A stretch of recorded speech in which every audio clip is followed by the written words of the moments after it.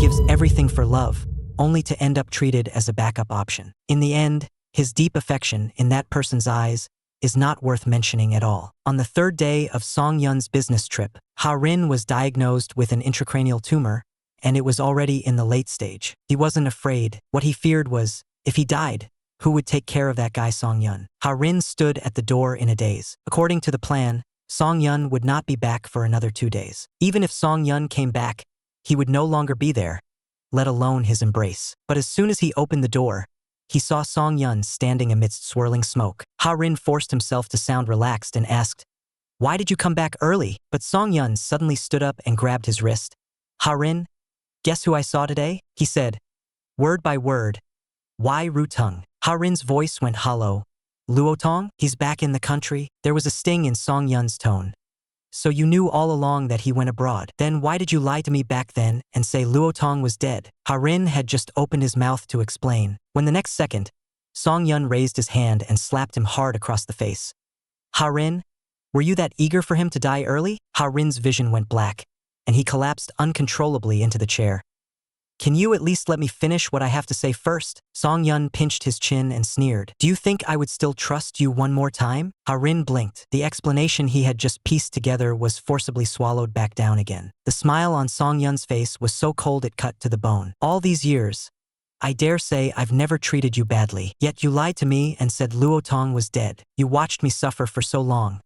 You won. Are you very proud of yourself?" There were still scars on Ha-rin's fair face. "Song-Yun, there is no winning or losing in love. I admit I took advantage of the moment when you were in the most pain. But lying to you that Luotong was dead, that really wasn't what I wanted to do." Song-Yun cut him off coldly. "Enough. This act you're putting on disgusts me the longer I look at it." He strode quickly toward the door, but Ha-rin grabbed his arm in one swift motion. "Song-Yun, where are you going? It's still raining outside." Song-Yun did not even turn his head and directly shook off his hand. "I'll give you 1 day to move out of my house. I don't want to see you again. Disappear from my world." As his words fell, he walked out and slammed the door hard. Ha-rin stood where he was, dazed for quite a while. The color slowly drained from his face, and in his heart he felt a hint of hatred for Wai Ru-tung's fickleness. But he hated even more his current self, who could do nothing at all. Ha-rin sank down dejectedly in the corner and stayed there until dusk fell. This might be for the best, as if heaven had made the decision on his behalf. He crumpled the diagnosis report into a ball, thrown into the wastepaper basket. Then, as if nothing had happened, he cleaned the room and folded the clothes. He also sorted the food in the fridge and put labels on it. Ha-rin took the house key off and put it on the shoe cabinet. He took one last look at this place that held several years of memories of him and Song-Yun. Then he pushed the door open and walked out. "Song-Yun, just as you wished, I will disappear from your world completely." A man, for the so-called white moonlight, gave his wife a vicious slap. Only at the very end did he realize that the one who was wrong was actually himself. When Song-Yun returned home again, it was already the afternoon of the next day. He had given Ha-rin 1 day, and he really waited the full 24 hours. At this moment the home was bright and spotless, so clean it shone, everything in perfect order. His first reaction was, "Hasn't Ha-rin left yet?" Song-Yun went to grab him with a clear conscience, but the moment he pushed open the door he found that every room was empty. "Looks like he really left." Song-Yun fell silent and let out a soft sigh. Out of habit he lit a cigarette. His heart was in turmoil, yet he couldn't say exactly what he was feeling. That slap had been him being too impulsive. All these years Ha-rin had always stayed by his side, and he had indeed thought about spending a lifetime with Ha-rin. But Luotong was his bottom line. Yet it was precisely on this matter that he had even deceived himself, and on that point he could not forgive himself. Song-Yun stood up and pulled open the refrigerator door. Almost everything inside had been labeled, but he only felt that Ha-rin was using this method to try to pull their relationship back again. Without even thinking, Song-Yun directly tore off all the tags and threw them all into the wastepaper basket. Just then, a WeChat message suddenly popped up. When Song-Yun took a look, his whole person instantly brightened. It was his white moonlight, Wai Ru-tung, asking to meet him. The two of them arranged to meet at a bar. But when they met, he discovered that Wai Ru-tung already had someone else by his side. It turned out that back then, it was Wai Ru-tung who had asked Ha-rin to help patch up that lie. Because he was very clear-headed, the two of them were simply impossible. So he agreed to the fake death plan and went far away to America. The more Song-Yun listened, the more upset and agitated he became. He raised his hand and roughly raked through his own hair. He suddenly thought of yesterday afternoon, when he slapped Ha-rin without distinguishing right from wrong. Why didn't he listen to Ha-rin's explanation back then? Song-yun grew even more vexed. Once his hatred toward Ha-rin collapsed, it turned into overwhelming guilt that came crashing back on him. He could not wait any longer and suddenly stood up and left. Song-yun wandered aimlessly down the street. Every time they argued in the past, it was always Ha-rin who first lowered his head and took the initiative to coax him. But now that their roles were reversed, Song-yun didn't even know where he should go to find Ha-rin. He couldn't even get through on the phone. Ha-rin, where on earth are you? Beep. In the blink of an eye, 3 days passed, and Song-yun still wasn't able to get in touch with Ha-rin. Just then, his phone suddenly rang. It was Ha-rin's older brother, Ha-ryang. Only then did Song-yun learn this.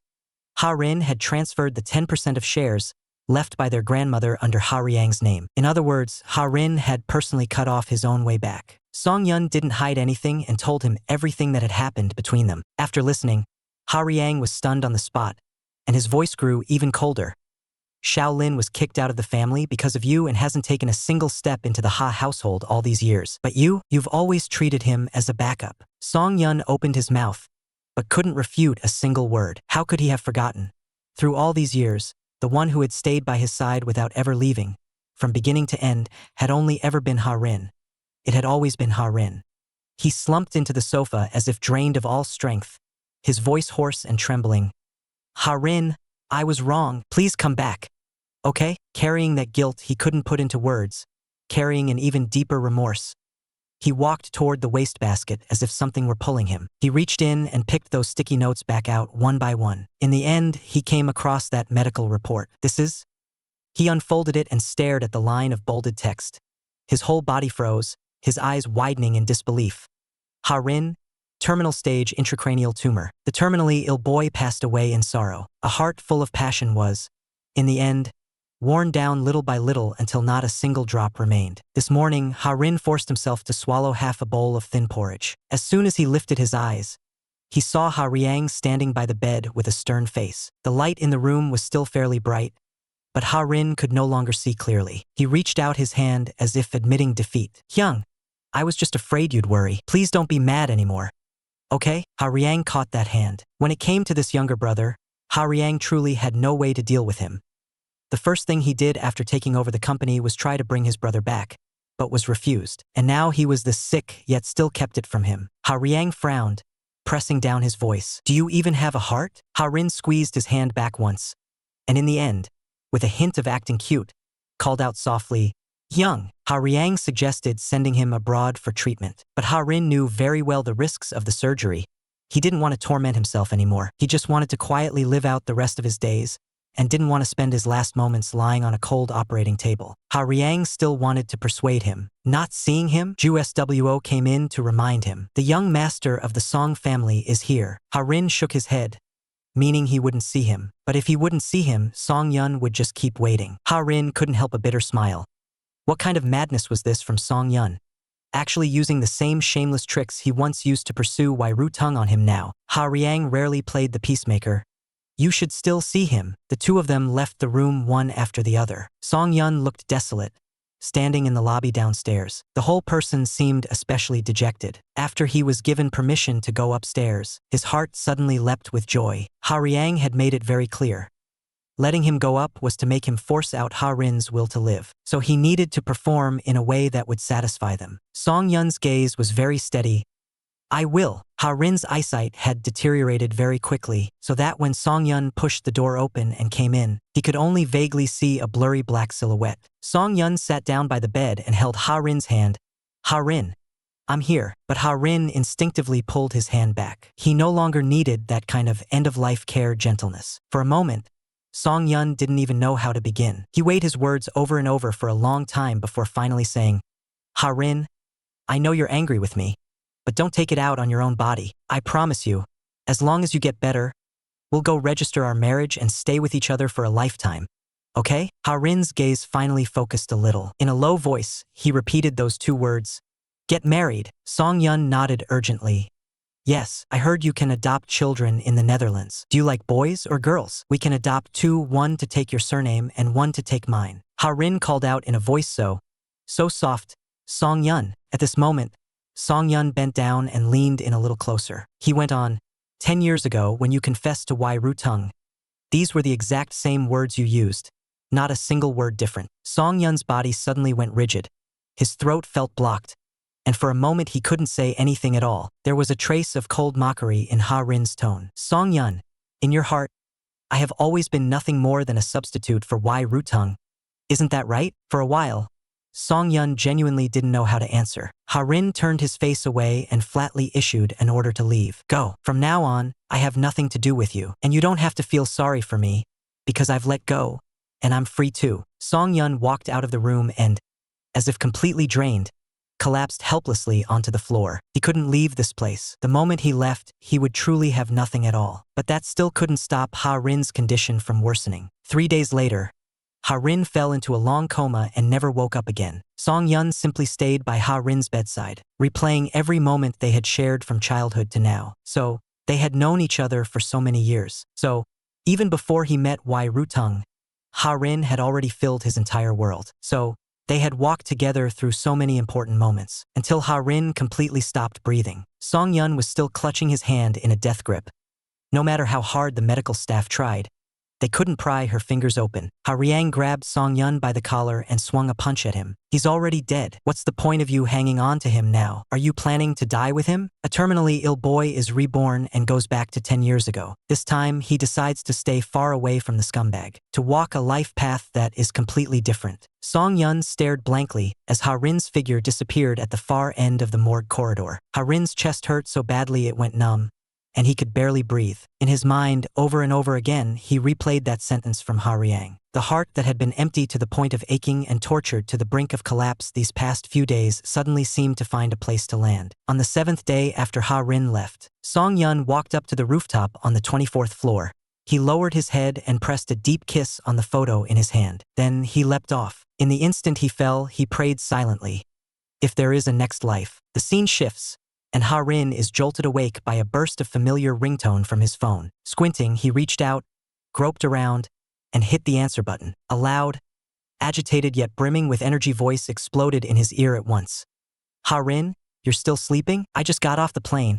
Hurry up and come to the airport to receive your lord. Ha Rin didn't reply with a single word. He hung up directly, powered off his phone, rolled over, and went back to sleep with his head under the covers, until the call was made through to Ha Riang. Ha Rin was finally forced to get out of bed. Hyung, you hang up first.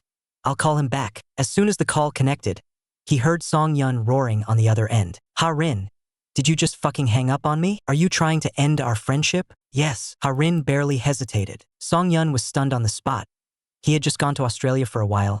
So why did Ha Rin seem like a completely different person? Ha Rin thought to himself, it really is like being possessed by a ghost, except it's me possessing myself. A week ago, he had coolly realized he had been reborn 10 years into the past, back to the time when nothing had even started yet. Since heaven had given him another life, he would never again tie his fate to Song Yun's. This time, he was going to walk a completely different path. His thoughts were yanked back by Song Yun, and Ha Rin took a deep breath and told him directly. He was going to apply to the top medical college, and he was about to head out to the capital to attend cram school. Studying medicine is exhausting and bitter, and it takes 7 or 8 years.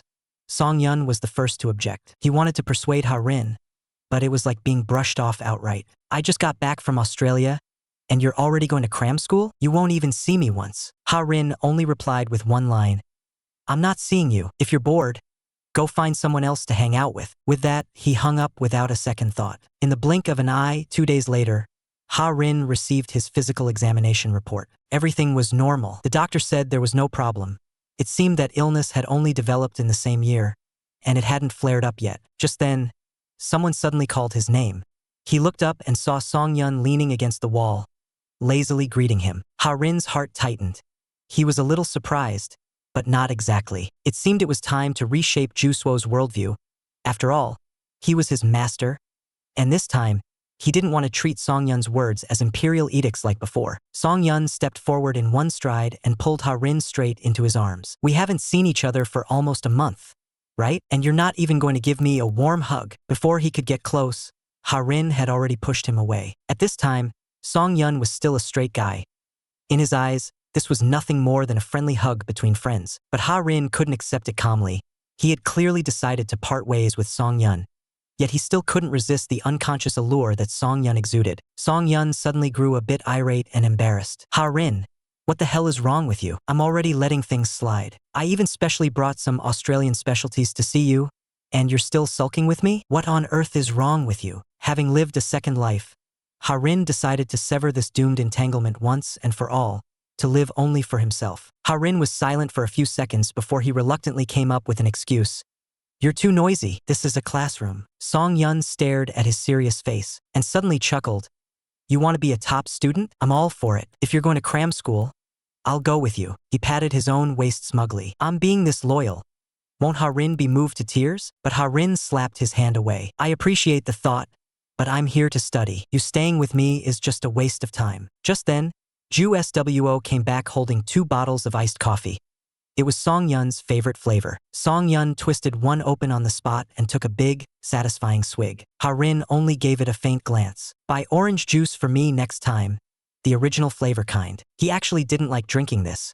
He had only gone along with Song-yun's taste at the beginning. Song-yun didn't take it to heart. Instead, he wrapped an arm around both their shoulders. "Come on, let's go back to the hotel." Ha-rin still wouldn't give in, his tone firm. "Song-yun, I'm serious. You should go back." But Song-yun suddenly slapped his own forehead and said that the local specialty he'd brought was still left at the hotel front desk. Seeing that they were about to go overtime, he had to go get it right away. Ha-rin fell silent. Looked like he'd have to remind Ha-riang later not to casually reveal his whereabouts to Song-yun anymore. The scene cuts and we arrive at the hotel lobby. As soon as they heard that the two of them had booked one twin room, Song-yun immediately suggested with a smile, "Use the new single room he just got and swap with Ju Swo." Only then did Ha-rin react, and he refused at once. "Ju Swo is my bodyguard? What are you swapping with him for?" Song-yun raised his hand and pointed at himself for the next few days.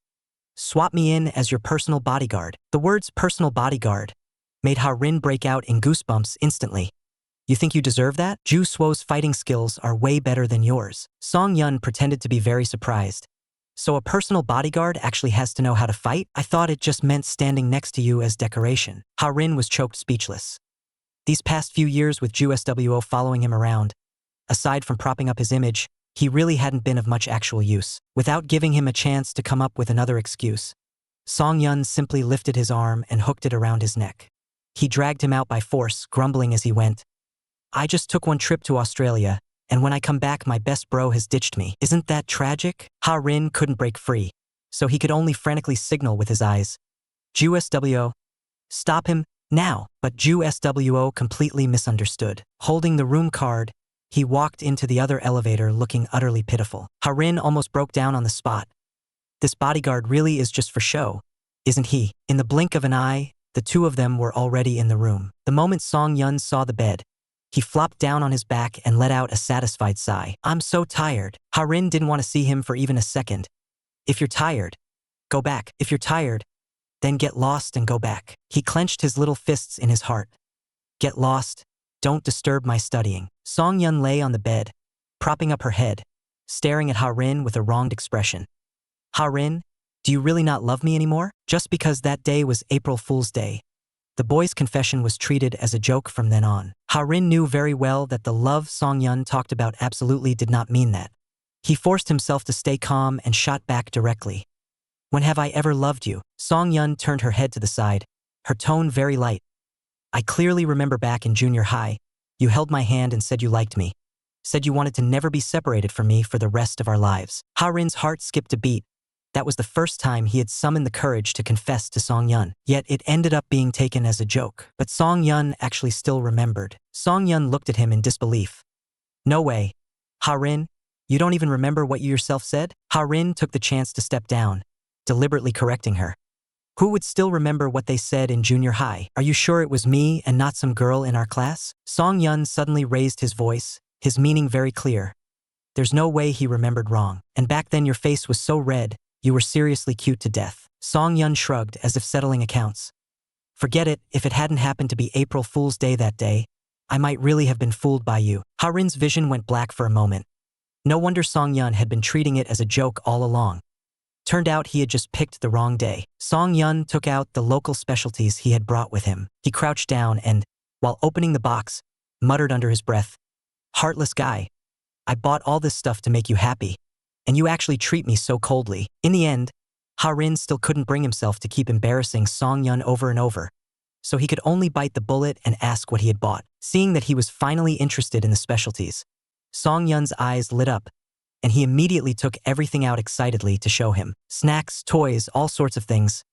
Aren't I a thoughtful bro? But to be honest, you can buy all this back home too. But Ha-rin's gaze was caught by a small box with a familiar-looking package. Almost instinctively, he reached out, picked up the box, and lowered his head to take a closer look. Yet Song-yun snatched it back as if shocked by electricity. His voice suddenly tense. This isn't a specialty. I put it in the wrong box. Ha-rin froze on the spot. Condoms? For something like that to show up around an 18-year-old Song-yun just felt way too wrong. For once, Song-yun actually blushed, and the more he explained, the more flustered he became. I've never used it. Really? I haven't even opened the package. He turned his face away, sounding both guilty and stubborn. I'll be 18 in another month. I just wanted to give myself an unforgettable coming-of-age memory. Ha-rin sneered as he exposed him. The coming-of-age ceremony you're talking about is just finding someone to take your virginity. Song-yun exploded. You're almost an adult too. Don't you have any thoughts about it at all? The smile on Ha-rin's face faded away bit by bit. This idea had really never occurred to him. In his previous life, his first time had been with Song-yun. In this life, he only wished not to be entangled again. Even if he were lonely for the rest of his life, it wouldn't matter. Just then, the room door was knocked on. The person who came was Ju SWO, here to deliver the room card. Ha-rin immediately seized this opportunity to talk to Ju SWO, and with a crisp movement blocked the slightly slower Song-yun inside the room, slamming the door shut with a bang. Song-yun inside the room still tried to come out, but Ha-rin had already cut him off. Ha-rin stared at Ju SWO, his tone cold yet very clear. From now on, don't listen to Song-yun's orders anymore. I am your only master. Ju SWO was stunned by this sudden change in him, but in the end, he still nodded blankly and agreed. Ha-rin smiled as he said goodbye to him. Whether in his previous life or in this one, Ju SWO was someone he could trust. But as soon as he pushed the door open and went in, he ran right into Song-yun standing naked before him. This was Song-yun, almost 18 years old. The feeling of youth surged toward him, and the heat of adolescence stirred up ripples in Ha-rin's heart all at once. Since he had already decided to go his separate way from Song-yun, he could no longer soften his heart. Song-yun nudged him lightly with his elbow. You were sneaking around outside with Ju SWO just now. What were you two whispering about? Ha-rin shot back coldly. I was talking to my bodyguard. Do I need to report that to you? Fuming, Song-yun flung the towel onto the bed. He couldn't understand why Ha-rin snapped at him at every turn, when he clearly hadn't been like this before. He deliberately held down his temper and threatened. I've got 2 concert tickets in my hand, and I was going to ask you to go with me. With this attitude, I'll have to reconsider. He hadn't expected Ha-rin to flatly refuse to go. His last life, he had forced himself to like everything Song-yun liked, but in truth he didn't love rock at all. Song-yun hadn't expected Ha-rin to turn him down so decisively. He had already planned everything for them to go together. So was he supposed to go alone now? Ha-rin's tone was firm as he told him to go by himself. Once he went, he wouldn't feel lonely, because he would meet the love of his life in this lifetime.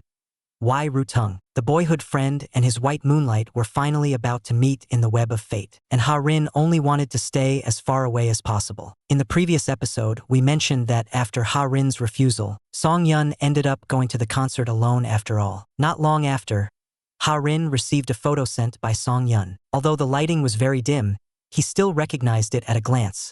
It was Wai Rutung's side profile. Ha-rin glanced at the photo album storage, said nothing, and directly deleted that photo. Song-yun's call came right after. Ha-rin, did you see the photo I sent you? There was still lingering excitement in his voice.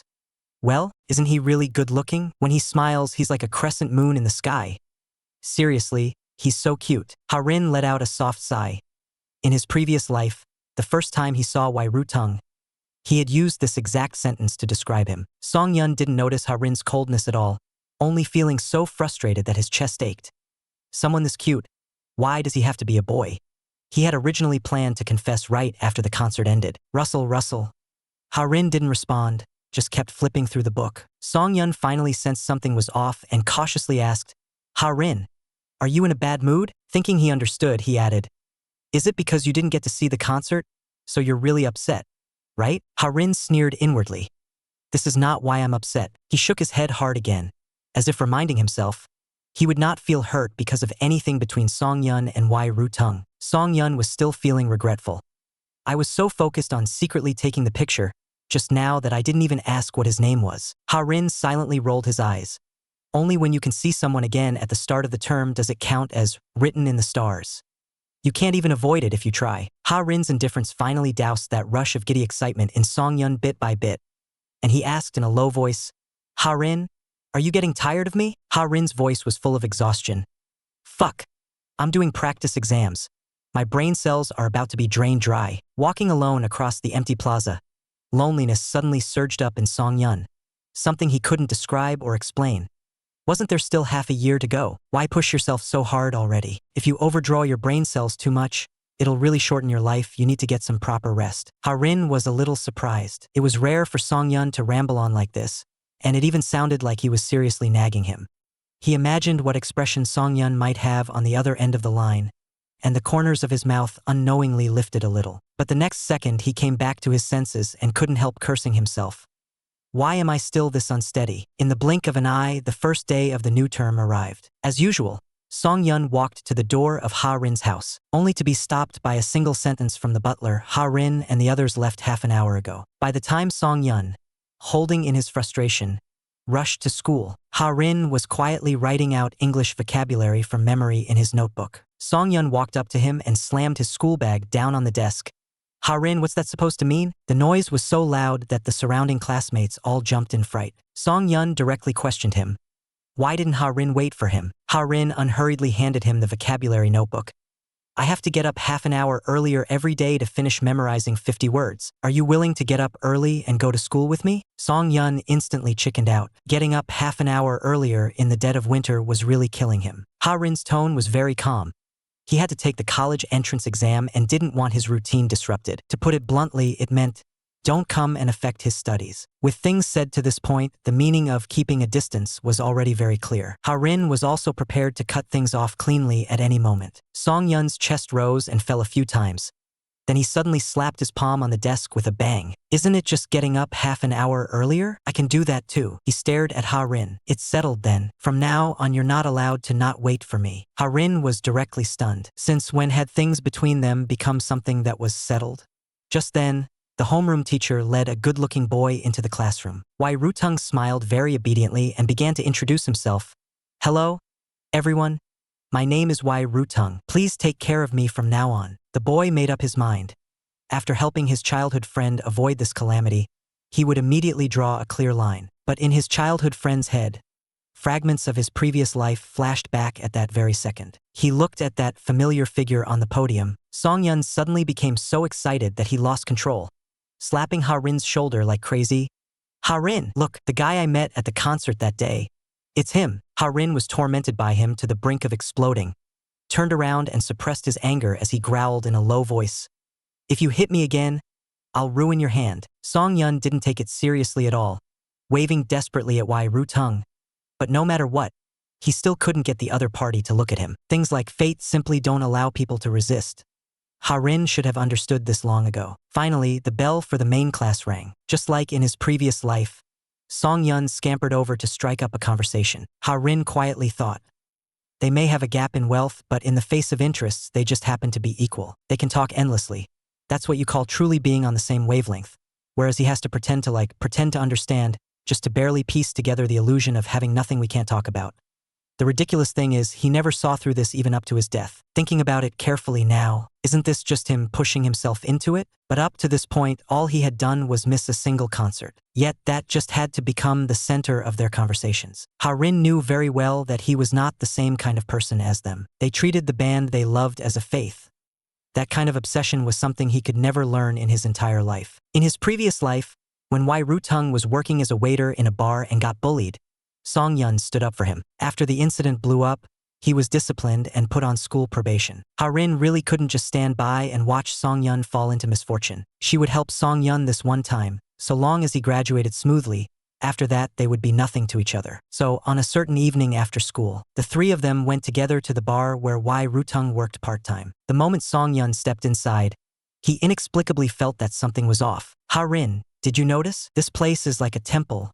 There isn't a single girl." It was too noisy around them, so Ha-rin had to lean in close to his ear and say, "You still haven't figured it out? This is actually a gay bar." All Song-yun could feel was that the ear brushed by Ha-rin's breath suddenly burned as if it had caught fire. Why did Ha-rin's voice have to sound so seductive right at this moment? There was even an indescribable sense of familiarity to it, as if she had come this close to him before, as if a long time ago, he and Ha-rin had already embraced and entangled again and again, pressed so close their breathing went out of rhythm. Song-yun felt the blood suddenly rush to his head, his heartbeat stumbling out of tempo. But in the very next second, those emotions were snuffed out as if someone had pressed a switch, vanishing in an instant. All that was left in his mind was a genuine unwillingness, hollow and tinged with an indescribable melancholy. That cutesy act of Song-yun's, meant to cover things up, was nothing more than a man's little trick in Ha-rin's eyes. In the previous episode, we mentioned that fragments of past life memories suddenly flashed through Song-yun's mind. They disappeared in a flash. He froze on the spot. Ha-rin raised a hand and waved it in front of his eyes. "What are you spacing out for?" Song-yun awkwardly forced down his embarrassment. "You mean why Ru-tung? He works part-time at this bar." Ha-rin slightly lifted his chin toward the central dance floor. When Song-yun looked up, he saw under the kaleidoscopic lights of the dance floor a handsome boy in a white uniform carrying a tray. He walked with light steps through the crowded throng, an elegant and appropriate smile never leaving his face. Someone took advantage of the chaos to reach out and grope him. He neither dodged nor flinched, his smile unchanged, perfect as if nothing had happened. A nameless anger shot straight to Song-yun's head. His body moved faster than his brain as he lifted a foot, ready to rush over and beat the guy up. But Ha-rin yanked him back. Ha-rin's expression was calm, but his words were blunt. "Did seeing why Ru-tung make you unhappy? Slightly selling his looks is part of his job. Do you want him to resent you for it?" Song-yun lowered his head and couldn't say a single word. He had seen people touch up hostesses before, but once it happened to Wai Ru-tung, he just couldn't stay calm. Ha-rin suggested they sit off to the side first, keep an eye on things and see how it went. Song-yun obediently followed him to sit in a corner, and Ju Swo did his duty, standing behind them on guard. The two people at the next table were kissing passionately while openly groping each other, and Song-yun's ears burned red as he listened. He secretly glanced at Ha-rin from the corner of his eye, wanting to find a bit of, "You can't stand this either, right?" comfort on Ha-rin's face. But Ha-rin had long since gotten used to it. Not even his expression changed. Wai Ru-tung quickly noticed them. Ha-rin smiled and said, "We came to support you." An awkward look flashed across Wai Ru-tung's face. "How did you know I was here?" Song-yun shrugged. Ha-rin guessed. "Honestly, I don't even know how he managed to guess it." With just one look, Wai Ru-tung understood that Ha-rin was the same kind of person. Song-yun was still thinking about that moment when someone had taken advantage of Wai Ru-tung, and his tone tightened. "Luotong working here. Do people take advantage of you a lot?" Ha-rin finally couldn't help it and stepped on Song-yun's foot. This guy, whose brain had been scrambled by love, was acting like his IQ had completely shut down. Song-yun also realized he had been too blunt. He scratched his head anxiously, trying to smooth things over. But Wai Ru-tung remained calm and directly began explaining his job. Ha-rin frowned and stayed silent. If Wai Ru-tung had really been this laid back about it, how could things have escalated to that extent with a customer in the previous life? At this moment, another waiter walked over. He leaned close to Wai Ru-tung's ear and whispered a few words. Wai Ru-tung's expression changed instantly, and he immediately turned around and left. Song-yun felt a pang of guilt and tugged on Ha-rin, suggesting they introduce Wai Ru-tung to a job that paid well and was easy. But Ha-rin's gaze kept following Wai Ru-tung's back. The tension from just now hadn't faded, and he kept feeling something was going to happen. Before Song-yun got a response, he pouted and said aggrievely, "Ha-rin, you don't even want to listen to me anymore. You really don't love me." Just then, a sudden commotion erupted in the crowd, mixed with the shrill sound of a glass bottle shattering. Before Song-yun could react, Ha-rin had already darted out like an arrow. Something really had happened. It was obviously just an offhand remark, yet it made it impossible for the boy to truly stay calm. In the previous episode, we said that Ha-rin ran over as soon as he heard the noise. All he saw was a drunken man, clutching a sharp bottle neck in his hand, pressing it against Wai Ru-tung's cheek and threatening, "If you don't fucking agree, I'll slash up that face of yours." Wai Ru-tung was so frightened that his face went deathly pale. His lips trembled, yet he couldn't squeeze out a single word. The man forcibly projected his obsession with his ex-boyfriend onto Wai Ru-tung. Wai Ru-tung wanted to avoid it, but there was no way to escape. At this moment, Ha-rin and Ju Swo had already squeezed into the crowd. Meanwhile, Song-yun was blocked outside. Ha-rin quickly swept a glance over the situation and exchanged a tacit understanding with Ju Swo. I'll go draw his attention away. You circle around behind him. If we don't pin him down, he'll. Ha-rin pushed through the crowd and stepped up in front of the man. He belongs to me now. If you want to take him away, you should at least ask me first. Wai Rutung's eyes suddenly widened as he stared over. He hadn't expected Ha-rin to be the first one to stand up and protect him. The man turned around, his attention completely drawn away by Ha-rin.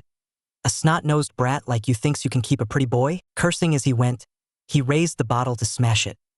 Believe it or not, I'll crack your skull open with this bottle. Ju Swo seized the timing and suddenly lunged forward. From behind, he clamped down hard on the man's arms. But the man suddenly snapped his wrists and flung the half-broken bottle straight out. The jagged mouth of the bottle flew past, just grazing Ha-rin's brow. Ha-rin only felt a numbness at his brow, and the next second, blood gushed out, staining half his face red. Song-yun finally pushed his way through layer after layer of the crowd. He grabbed Ha-rin by the shoulder and turned him, his voice low.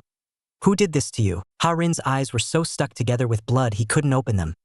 Song-yun, can you freaking stop shaking me so hard? Hurry up and get me to a hospital. The moment the words left his mouth, he passed out. When he woke up again, he saw Ju Swo hanging his head, being scolded by Ha-riang. He saw Ju Swo hanging his head and being scolded by Ha-riang, and Ha-rin had originally wanted to plead for him. But Ha-riang ended up scolding Ha-rin along with him. You haven't even had your turn to play innocent yet. First day of school and you run off to a bar, even get into a fight. You've really got some nerve. Ha-rin now deeply understood what it meant to bring trouble on oneself. Had he known, he would have just kept pretending to sleep. At this moment, the door of the ward was pushed open a crack, revealing half of Song-yun's head. He looked at Ha-riang, his voice unbelievably soft. Liangji, can I come in and see Ha-rin? Ha-riang said nothing, his face tense, and turned around to walk out. Song-yun immediately rushed to Ha-rin's bedside. How are you feeling? Does the wound still hurt? Does it still hurt? Right now there was a kind of fragile beauty about Ha-rin. He didn't have much strength and replied in a low voice, of course it hurts. Song-yun's breath hitched, as if his heart had been lightly scratched. Bracing his hands on the edge of the bed, he bent down and carefully examined the bandage on Ha-rin's forehead. This cut is way too long. I was right there when the doctor was stitching it up, and just watching made me shake. Your face? It won't be scarred, will it? Ha-rin countered. So what if it leaves a scar? Song-yun only patted his own chest with a smile. Don't be afraid even if it does. No one's going to force me to marry you anyway. As soon as the words left his mouth, both of them were stunned. Song-yun was always like this, speaking without thinking. In his previous life, when Ha-rin had suffered a small injury on his face, Song-yun had said the exact same thing. If it leaves a scar, I'll marry you. Even his expression and tone had been identical. Ever since he was reborn, Ha-rin had been trying to shake off the shadows of his past life. But there were always certain moments that would, without warning, stir his dried-up heart. Feeling a bit embarrassed, Song-yun hurriedly changed the subject. Are you hungry? Do you want me to buy you something to eat? Ha-rin didn't make things difficult for him. Buy me a bowl of black rice porridge. Song-yun bolted out of the room the moment he felt like he'd been suddenly given the green light. Ha-rin slept for a while. In a daze, he heard people talking outside. He hadn't expected the visitor to be Wai Rutung, but thinking about it carefully, it was only natural. In this life, Ha-rin had been injured while trying to save Wai Rutung. Coming to the hospital to visit was, after all, the decent thing to do. Mustering up his courage, Wai Rutung spoke. I really want to thank you. If it hadn't been for you and Ju Swo stepping in, I'm afraid I would have. Ha-rin cut him off directly. Don't ever go back to that place again. Even if you're good at handling those customers, there will always be emergencies. When that happens, you won't be able to bear it alone. If it happens again, I can't guarantee I'll be able to save you in time. Wai Rutung's eyes instantly reddened. I thought you would look down on me. It was like he'd been holding it in for too long, and the words just poured out. Ha-rin, I think you must have already noticed. I like boys. The fact that you could find that bar so quickly means you're most likely part of the community too. As soon as he finished speaking, there was a sudden smack from outside the door. Song-yun was standing at the doorway, completely stunned. The bag of instant food in his hand slipped straight to the floor. Ha-rin's head hurt even more. How did things end up going in such a strange direction? In the previous life, it was only a month after meeting Wai Rutung that Song-yun slowly realized he liked boys. But now, He'd learned ahead of time that both of his friends were gay. The impact was practically doubled. Why Ruteng was dumbfounded on the spot. Could it be that Song-yun didn't know Ha-rin was gay too? Had he just ruined everything? His voice trembled as he tried to speak and explain, but Ha-rin still looked completely calm. He raised his hand to cut him off. You should head back first. Don't you still have class at school today? Seeing that he wasn't angry, Why Ruteng finally breathed a sigh of relief. He glanced back at Song-yun once more, ultimately said nothing, then turned and left in quick steps. Song-yun slowly walked into the room and sat down by Ha-rin's bed. Just now, every word he said had been true. Ha-rin lowered his eyes and kept silent, and Song-yun grew anxious at once. Say something. Ha-rin looked up and fixed his gaze on him. If it's true, are you happy? Song-yun's expression froze instantly, as if he couldn't understand. Ha-rin went on. Didn't you say Why Ruteng is very good-looking, and that if he were a girl, you would go after him? He forced out a smile that was almost bloodless. Now you know he likes boys. Doesn't that give you an even better chance? Song-yun stared for a few seconds, then suddenly stood up and shouted at him. Was I asking him? I was fucking asking you. Ha-rin's memory seemed to pause for a moment. The next second, he spoke, enunciating each word. Yes, I am. Song-yun's face suddenly grew complicated, like he was holding back anger, and also like he'd been stabbed. But in the end, he didn't say anything, just turned around and left. Ha-rin stared blankly at the closed door, completely unable to figure it out. What on earth was he angry about? The lover from his past life had become his romantic rival. The white moonlight in his childhood friend's heart had actually fallen for him. When they went back to school, the air between the few of them had changed. It was so strange it felt suffocating. Every time Why Ruteng came to look for Ha-rin, Song-yun would act like he'd been ignited, unreasonably irritable. Yet he stubbornly didn't say a single word. Why Ruteng felt so stifled inside it hurt, and he was terribly aggrieved. He quietly asked Ha-rin, is Song-yun homophobic? Why does he pull that face every time he sees me? Ha-rin was also very confused. In their past life, it was clearly Song-yun who bent himself, so there's no reason for him to suddenly do a 180 in this life and turn into a homophobe. He quietly turned his eyes to the side and snuck a glance. Ever since that incident at the bar, Why Ruteng's attitude toward him had suddenly become especially attentive. So attentive that it was hard not to misunderstand. Was he trying to pursue him? Then is Song-yun so upset because he thinks I stole the person he likes? Ha-rin's scalp tingled just thinking about it. A former lover suddenly turning into a love rival. This was way too melodramatic. In order to keep things from spiraling further out of control, Ha-rin immediately decided on the spot. He had to cut this off quickly and cleanly. Any feelings that shouldn't appear had to be strangled in the cradle before they even began. After evening self-study, the two of them arranged to meet in the ping-pong room that almost no one ever used. Ha-rin got straight to the point and said, I think you may have misunderstood me. The moment Why Ruteng heard that, his heart immediately sank, and his face gradually went pale. But Ha-rin didn't give him any room to buffer. I do like men, but I don't like your type, so Why Ruteng anxiously pressed him. Not even being friends is possible? Ha-rin looked at him coldly. What kind of friends do you think we can be? Study buddies? Bandmates? Or co-workers earning money together? Why Ruteng's face turned even paler, and his whole body began to tremble uncontrollably. Sorry, I didn't understand the situation and caused you trouble. I won't come to bother you again. With that, he ran off in a panic. Ha-rin knew that what he had just said was indeed a bit too much. Ha-rin knew he had gone too far with his words. But even if he was seen as a harsh and arrogant person, he no longer cared. Only after Why Ruteng's figure completely disappeared did Ha-rin slightly turn his head and say coldly, come out. He had long known that Ju Swo must be hiding nearby. He just hadn't expected. Song-yun was there too. It seemed that Song-yun still couldn't let go of Why Ruteng. Song-yun couldn't understand it. Ha-rin clearly wasn't that kind of person, so why did he have to say something so hurtful? Ha-rin let out a cold laugh and asked in return, and what makes you think you know me? Every word he spoke was barbed. Even words like, let's cut ties were always on the tip of his tongue. To Song-yun, the Ha-rin before his eyes felt covered in thorns, so unfamiliar that it made his eyes ache. Ha-rin didn't continue to provoke him. He simply sent Song-yun a text message. This is a job I asked my brother to find for Why Ruteng. Forward this text to him and say you were the one who asked someone to find it for him. With that, he turned around and left. Song-yun couldn't help calling out to him.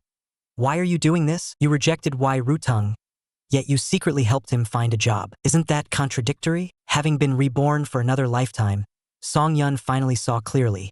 This is what it means to long for something and never obtain it. Ha-rin had made it very clear. Helping Wai Rutung was because Wai Rutung had a pitiful background.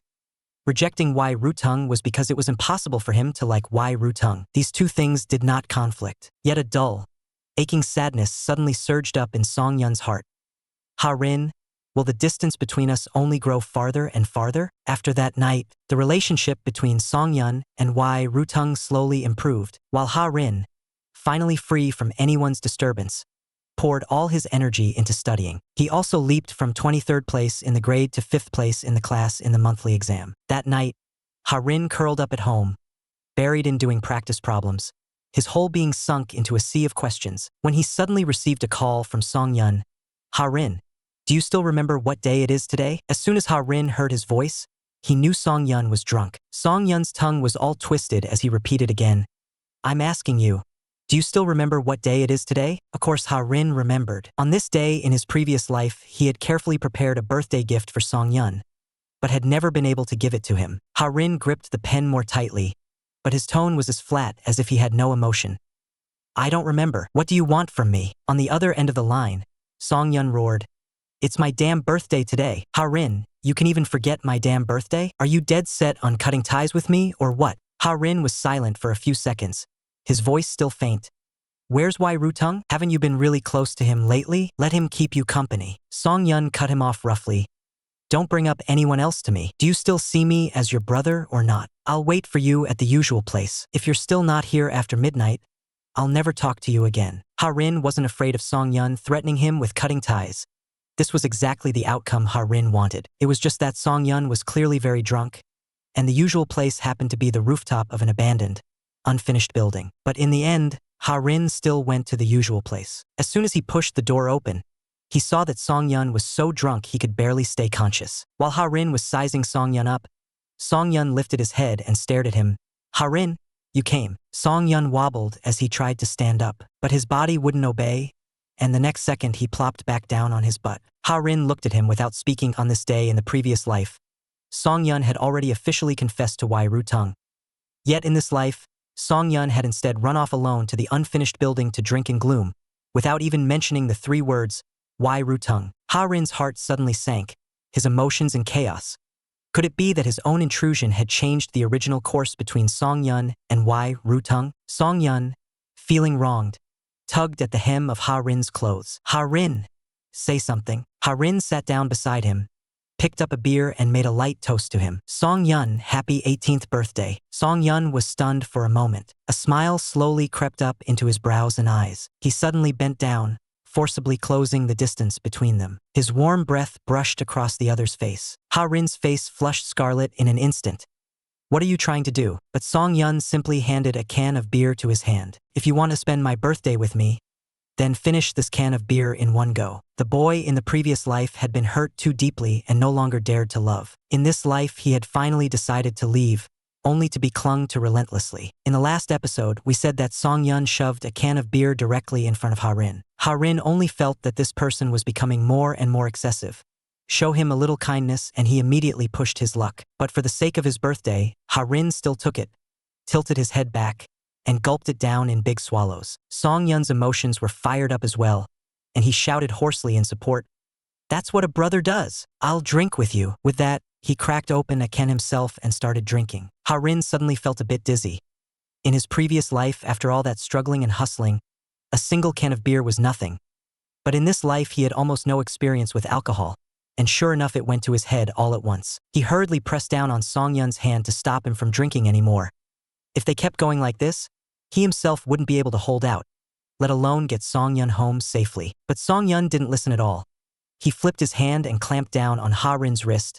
Ha-rin, do you know something? These days I've been so damn suffocated I could die. You said you wanted to listen carefully in class and study quietly.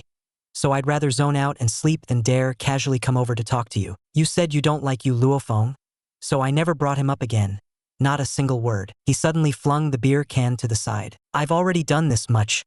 What more do you want from me? As Song Yun spoke, his voice actually started to choke despite himself. Today is my 18th birthday, and you just forget it. Have you ever really treated me as a brother or not? Ha-rin felt the corners of his eyes sting. Song Yun kept calling him brother. But what Ha-rin feared most was being treated as nothing more than a brother by him. In his previous life, Ha-rin had desperately guarded the secret of his crush on Song-yun, while still forcing a smile as he helped his good brother search for true love. Until later, when Wai Rutung left, Ha-rin then carefully moved closer, slipped into the empty space beside him, and slowly drew Song-yun's gaze onto himself. Ha-rin always remembered that night, when he took advantage of Song-yun being drunk and had their first sexual encounter. Song-yun didn't say anything, but that face of his was written all over with a cold contempt that almost tore Ha-rin apart on the spot. It was Ha-rin who was too naive. From beginning to end, Song-yun only ever treated Ha-rin as a stand-in for Wai Rutung. No matter how sincere or how desperate Ha-rin was toward Song-yun, the moment Wai Rutung came back, Ha-rin was immediately knocked back into his original place. Song-yun's heart had never been with Ha-rin. Since that was the case, what was there to say about forever and ever? It was nothing but Ha-rin lying to himself. But right pan at that moment, Song-yun climbed back up to that original height again. 1 second he was still standing on the stone pier, facing the wind and singing. The next second he was squatting at the foot of Mount Zhong, clutching the hem of his pants and refusing to let go, staring at that pant leg and saying aggrievedly, "Ha-rin, don't ignore me." Ha-rin felt that if he kept letting himself be tormented like this by him, it would really never end. So he called Ju Swo over. The two of them hoisted Song-yun up together and carried him out. Song-yun mumbled something indistinctly, and Ha-rin didn't catch it, nor did he want to. Getting no response, Song-yun suddenly reached out and twisted Ha-rin's head toward him. Then there was a loud smooch on his face as he planted a heavy kiss. Ha-rin froze on the spot.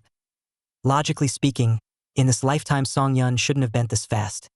How did he just kiss him without saying a single word? Taking advantage of the moment, Song-yun pinned him against the nearby concrete wall. He cupped that face in his hands and kissed him all over in a completely unrestrained, chaotic way. This was so over the top that Ju Swo was stunned on the spot. Ha-rin pushed Song-yun away with all his might, so furious he could have cursed out all his ancestors. He whipped his head around and roared, "Ju Swo, do you really think you're just decoration? Enjoying the show? Don't you know to pull him off me?" Ha-rin wiped his face hard and frantically with his sleeve, only then realizing that his lips had been banged open by that guy. But Song-yun only stood there with his hands on his hips, grinning in smug, brazen triumph.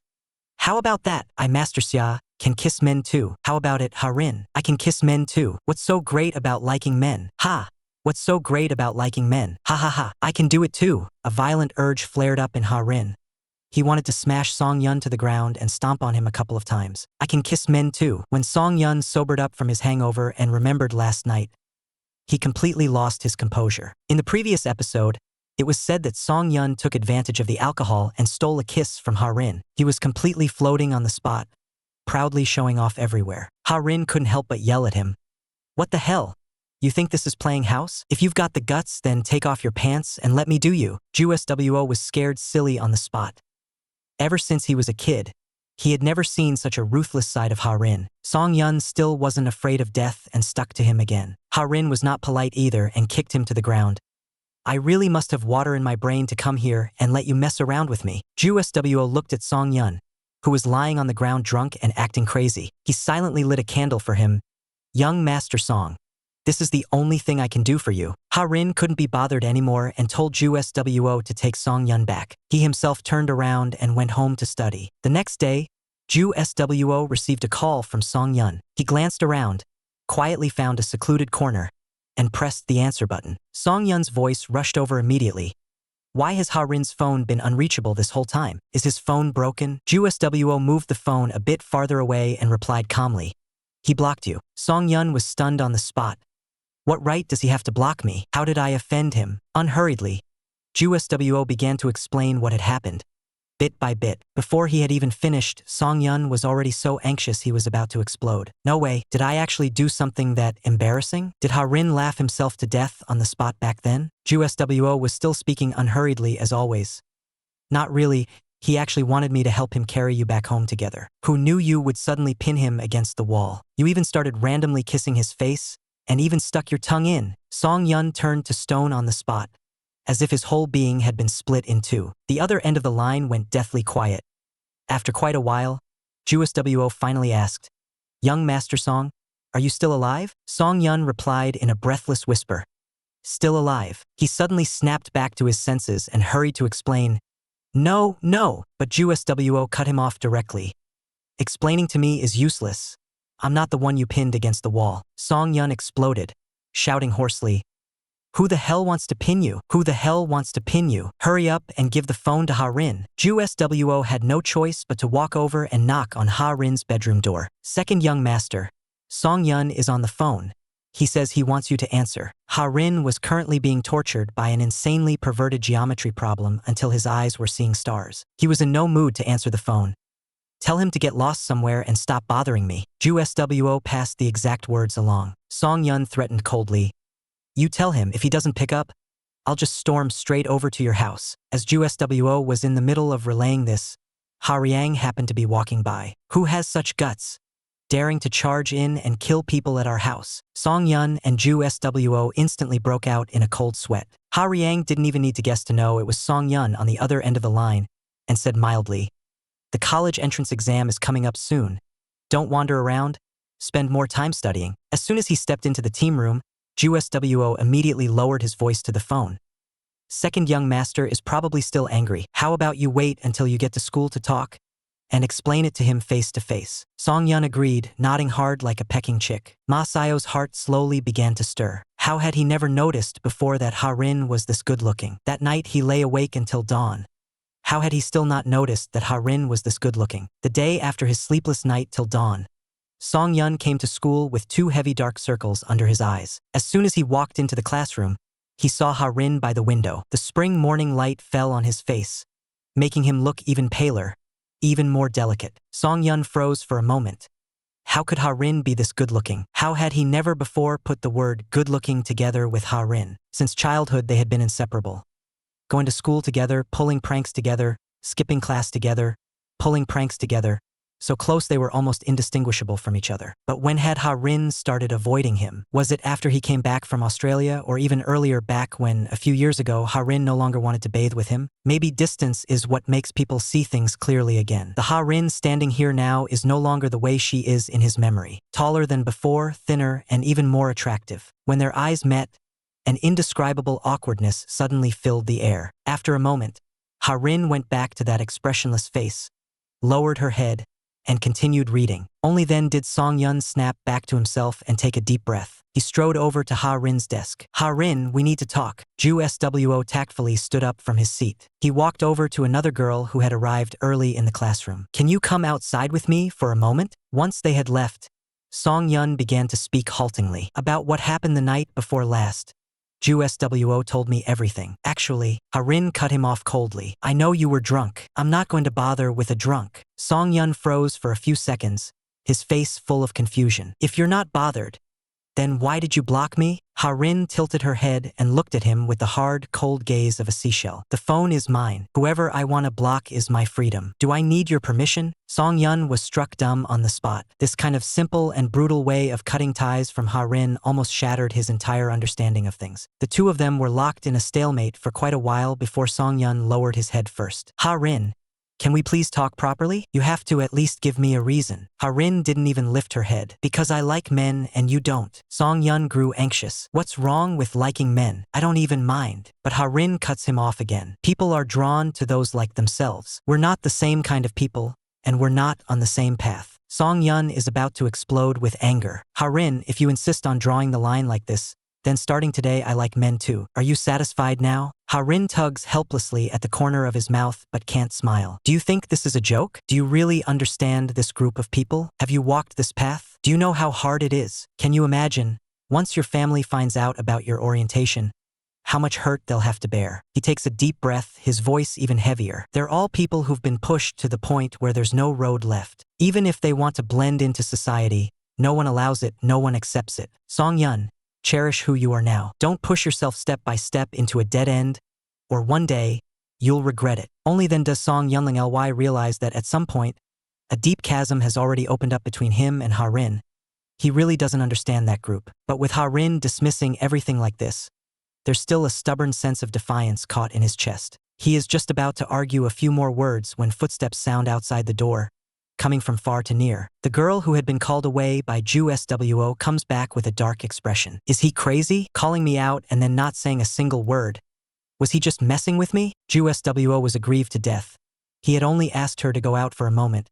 He never said she had to talk to her, so how could she be that furious? The timing had already been missed, so the two of them could only stop for now. In the blink of an eye, it was the activities class a few days later, and Song-yun was shrinking into his seat, staring at his phone with an unervingly focused gaze. Song-yun was so startled that he sprang up from his seat, then guiltily hid the phone behind his back. When he saw clearly that it was Wai Rutung, he patted his chest in lingering fear. I thought the teacher came. Wai Rutung instantly turned into a little devil, curling his lips meaningfully.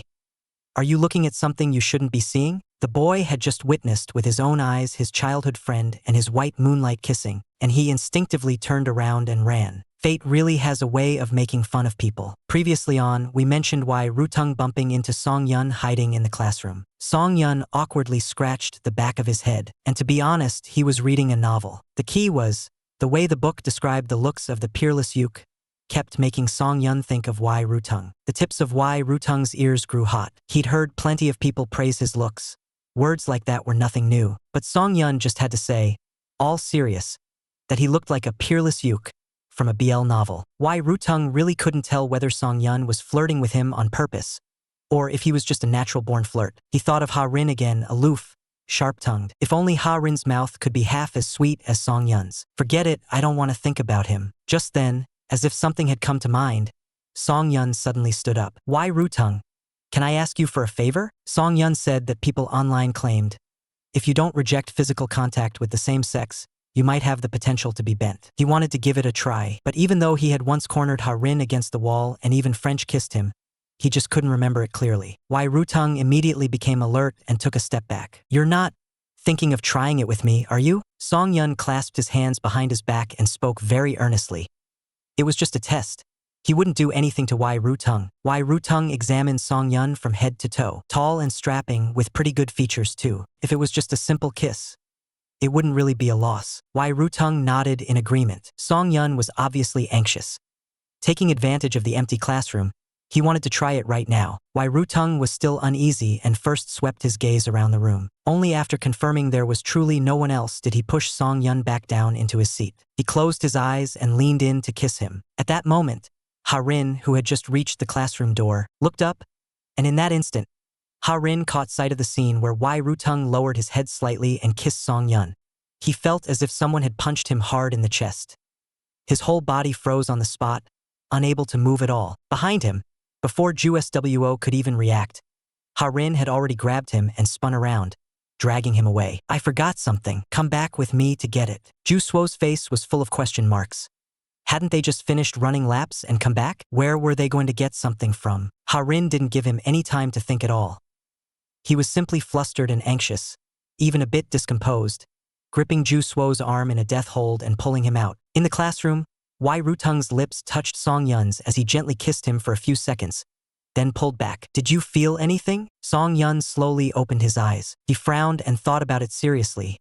For example, it was a bit warm. Wai Rutung pressed a hand to his chest again, confirming that his heartbeat hadn't sped up either. Only then did he breathe a sigh of relief. Same here.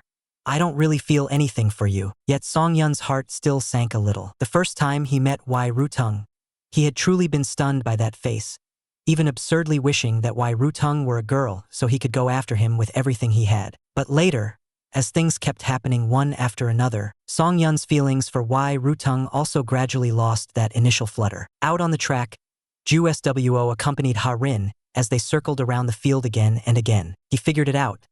Ha-rin wasn't looking for anything at all. He was just wandering aimlessly, until the sky gradually darkened.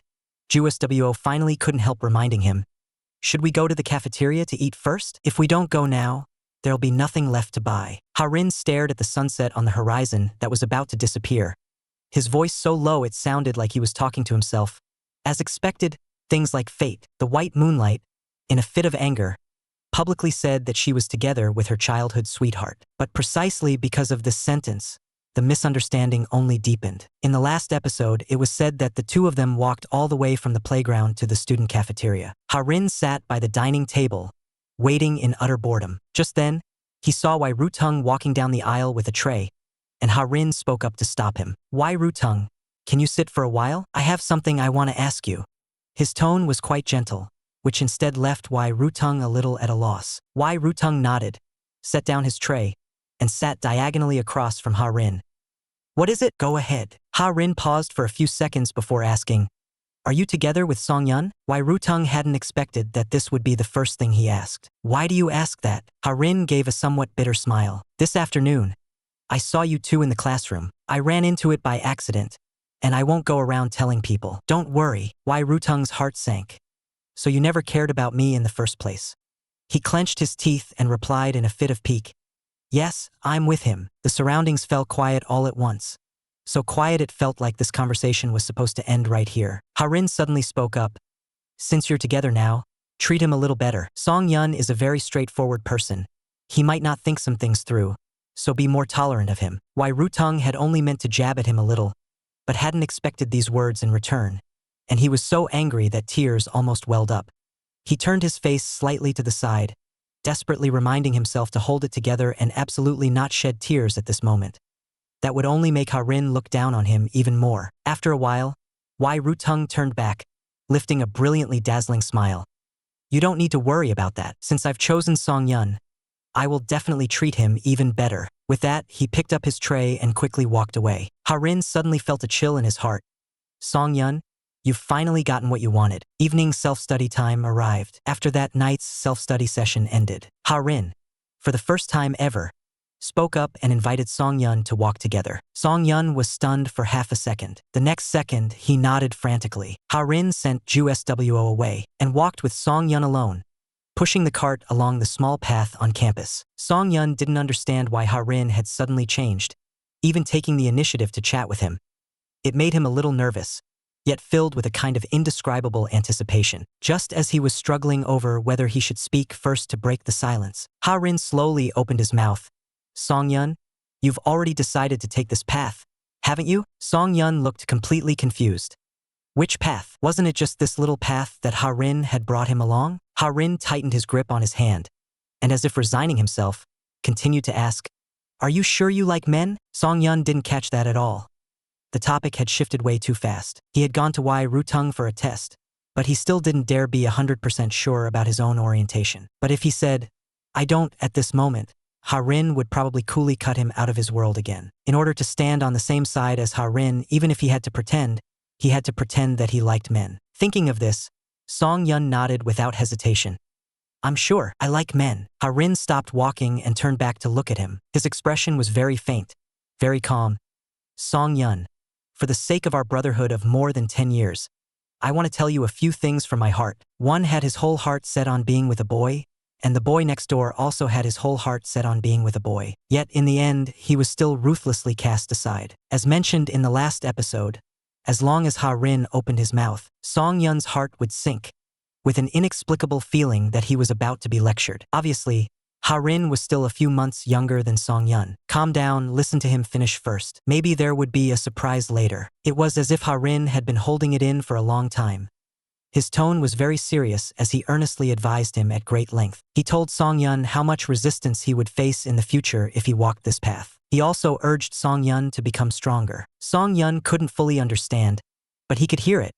Ha-rin was thinking for Song-yun's sake. Standing under the light, Ha-rin's outline was lit cleanly and sharply, almost perfectly. The more Song-yun looked, the more absent-minded he became, and his heartbeat grew faster and faster. No matter how difficult the road ahead might be, as long as the person by his side was Ha-rin, Song-yun felt there was nothing to be afraid of. Thinking of this, Song-yun still couldn't hold back, and the words burst out directly.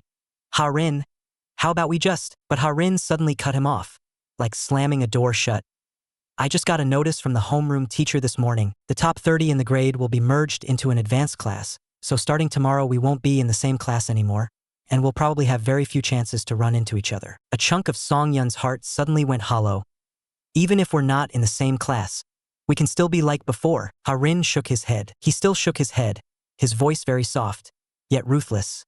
Song-yun, we're destined not to be like we were before. Tonight is my last piece of advice to you. From now on we go our separate ways and take care of ourselves. Song-yun wanted to open his mouth and call out to Ha-rin, but his throat was dry, and no sound would come out no matter what. He stood alone under the dim yellow street lamp, standing there for a very, very long time. Suddenly, as if venting his anger, he grabbed his most beloved mountain bike and smashed it hard onto the ground. You're the one who said people flock to their own kind, and you're also the one who said we should go our separate ways. Song Yun collapsed to the ground. So miserable it was, as if his sorrow was about to overflow from the screen. What the fuck do you actually want me to do? The next day, Ha-rin didn't say a final goodbye to Song Yun and just went straight to the advanced class. Because they were in another teaching building, the two of them basically had no chance to run into each other. Even if they bumped into each other on the playground, they would pretend not to know each other. A few days later, on the way home after evening self-study, Ju-SWO suddenly spoke. Lately, Song Yun hasn't come to talk to me at all. Ha-rin glanced sideways at him. Didn't you used to find Song Yun pretty annoying? Ju-SWO admitted outright. Yeah, he did get on my nerves a bit. Before, whenever he came to me, it was either to order me around or to pry about you, second young master. But now he doesn't boss me around anymore, and he doesn't ask about you either. I don't even know why. It just makes me feel a bit down. Ha-rin stifled a laugh and raised a hand to tap him on the forehead. Do you have to be this desperate for it? Ju-SWO grew more anxious. Back when the three of them used to hang out together, they were obviously very happy. He couldn't figure out why just talking about getting into a top university meant they had to cut off Song Yun. But Ha-rin suddenly cut him off. My business is none of yours. He was silent for a while, but still couldn't hold back. Tell me, how has Song Yun been lately? Ju-SWO thought for a moment. He seems even more quiet and withdrawn than before. The whole way he looks, it's like he's holding down a fierce, ruthless edge. Ha-rin, however, couldn't match the scene in his mind. That kind of fool like Song Yun, if he ever really went hard, what would he even be like? He hesitated for a moment, then asked, then what about him and Wai Rutung? In the previous lifetime, they had once loved each other with everything they had. In this lifetime, they had finally drawn a clear line. In the last episode, it was mentioned that Ha-rin asked about Song Yun and Wai Rutung, and Ju-SWO told him. In the class, only two Ruji could exchange a few words with Song Yun. The two of them were always huddled over their phones together, all secretive, like they were trading some kind of secret. Ha-rin was stunned for a moment. They were already face to face, so why were they still staring at their phones, teaming up to play games? But in the next second, a more serious question suddenly occurred to him. How has Song Yun been doing in class lately? Has he completely given up on himself? Ju-SWO thought for a moment. Ever since you switched classes, he's been more focused in class than before. I've even seen him go to the teacher on his own to ask questions. Ha-rin froze with only one thought left in his mind.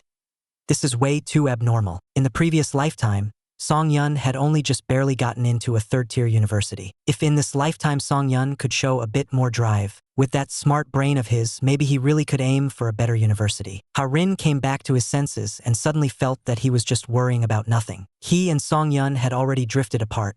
What university Song Yun got into had nothing to do with him. During the period that followed, Ha-rin still buried himself in his studies every day. Very soon, he climbed to the upper middle rank of the key class. At the same time, he also intermittently heard some news about Song Yun from Ju-SWO. Song Yun had gotten his miracle back again. He made it into the top 5 of the class. With his current ranking, getting into the key class was only a matter of time. But if Song Yun really came, would Ha-rin's heart still be able to stay calm? Yet Ju-SWO Pen said, Song Yun refused to enter the key class. When Ha-rin heard this, he was silent for a long time. Song Yun not coming to the key class. Was it because he didn't want to be in the same class as Ha-rin? Or because he couldn't bear to leave Yu Luoxiang alone in the regular class? Or perhaps both things were true. They were just drawing the line between them even more clearly. In the blink of an eye, it was Ha-rin's birthday. A few people gave him a simple celebration. After it was over, Ha-rin took a shower. Just as he was about to continue studying, his phone was bombarded by calls from an unfamiliar number. Ha-rin had no choice but to pick up. Who is this? On the other end of the line, it was very quiet, with only suppressed breathing. Ha-rin asked again, May I ask who you are? Just as he was about to hang up at that very second, he heard the other person say softly, Happy birthday. That voice was so familiar it was impossible to avoid. Ha-rin's chest suddenly tightened, as if something had clogged it. Before he had time to react, the other person had already hung up, clean and decisively. Ha-rin held his phone, standing there in a daze for quite a while. Ha-rin held his phone and stayed frozen for a long time before he remembered. Song Yun's number was still on his blacklist, so whether it was calls or texts, none of them could get through. When Song Yun was 18, Ha-rin had kept him company and shared a can of beer with him. But when it was Ha-rin's turn to turn 18, All Song Yun could do was use an anonymous call to send a single birthday wish. Ha-rin let out a quiet sigh, rested his forehead against the edge of the desk, and slowly closed his eyes. Calculating it this way, he and Song Yun really had come to an end, hadn't they? On the other side, Song Yun silently hung up the phone. Ha-rin, happy birthday. I really wish I could stand by your side and say this to you in person. Under the lights, the boy next door sang with deep feeling. But this time, the boy did not look back at him even once. In the previous episode, we mentioned the month of June that year. That was when Ha-rin finally let out a sigh of relief, having finished the second college entrance examination of his life. The class was going to hold a graduation party, and at first, Ha-rin didn't want to go. He was afraid of running into Song Yun and ending up so embarrassed he could hardly breathe. But maybe Song Yun had stopped caring a long time ago, so why should he keep trapping himself? The party was held at a luxury hotel in the area. Yes, it was the one the class committee members had picked over and over again, selected with the utmost care until it could not be more meticulous. But in fact, this hotel was one of the properties owned under the Song family's name. They eat, dress, and use things at school in a way that on the surface is no different from the other students. But in reality, they come from prestigious families with large family businesses and truly wealthy backgrounds. That split second when Ha-rin's gaze drifted, he turned his head and happened to meet Song Yun's eyes. Their eyes locked, and both of them paused slightly. The next second, Ha-rin was the first to look away. Wai Rutung leaned close to Song Yun's ear and said something in a low voice, and after he finished speaking, he left. Song Yun hesitated for a moment. He lifted his foot, wanting to walk over toward Ha-rin. But before he had taken more than 2 steps, he was surrounded by several girls. He was almost squeezed into a humanoid meat bun. Fortunately, someone called him to go on stage and pick a song at that moment. Song Yun couldn't wait to seize this opportunity and immediately shook off those girls. He bounded onto the stage in 2 or 3 steps, paused, and said in a low voice, "Then I'll sing a song, Scalding Heart." Song Yun's voice was deep and magnetic, and the way he seriously sang a love song could practically make people go weak just listening. Ha-rin remembered very clearly that in his previous life, the first time he vaguely realized he liked Song Yun was right here when he was listening to Song Yun sing. At that time, Ha-rin was just a middle school student. Unfortunately, in that past life, Song Yun sang countless love songs for Wai Rutung, but not a single one was sung for Ha-rin. As Ha-rin listened to Song Yun's singing, he subconsciously went to see Wai Rutung's reaction. Wai Rutung looked surprised, followed with a great singing, then lowered his head and went back to skewering fruit. In Wai Rutung's eyes, the fruit seemed to be more attractive. Ha-rin was momentarily speechless.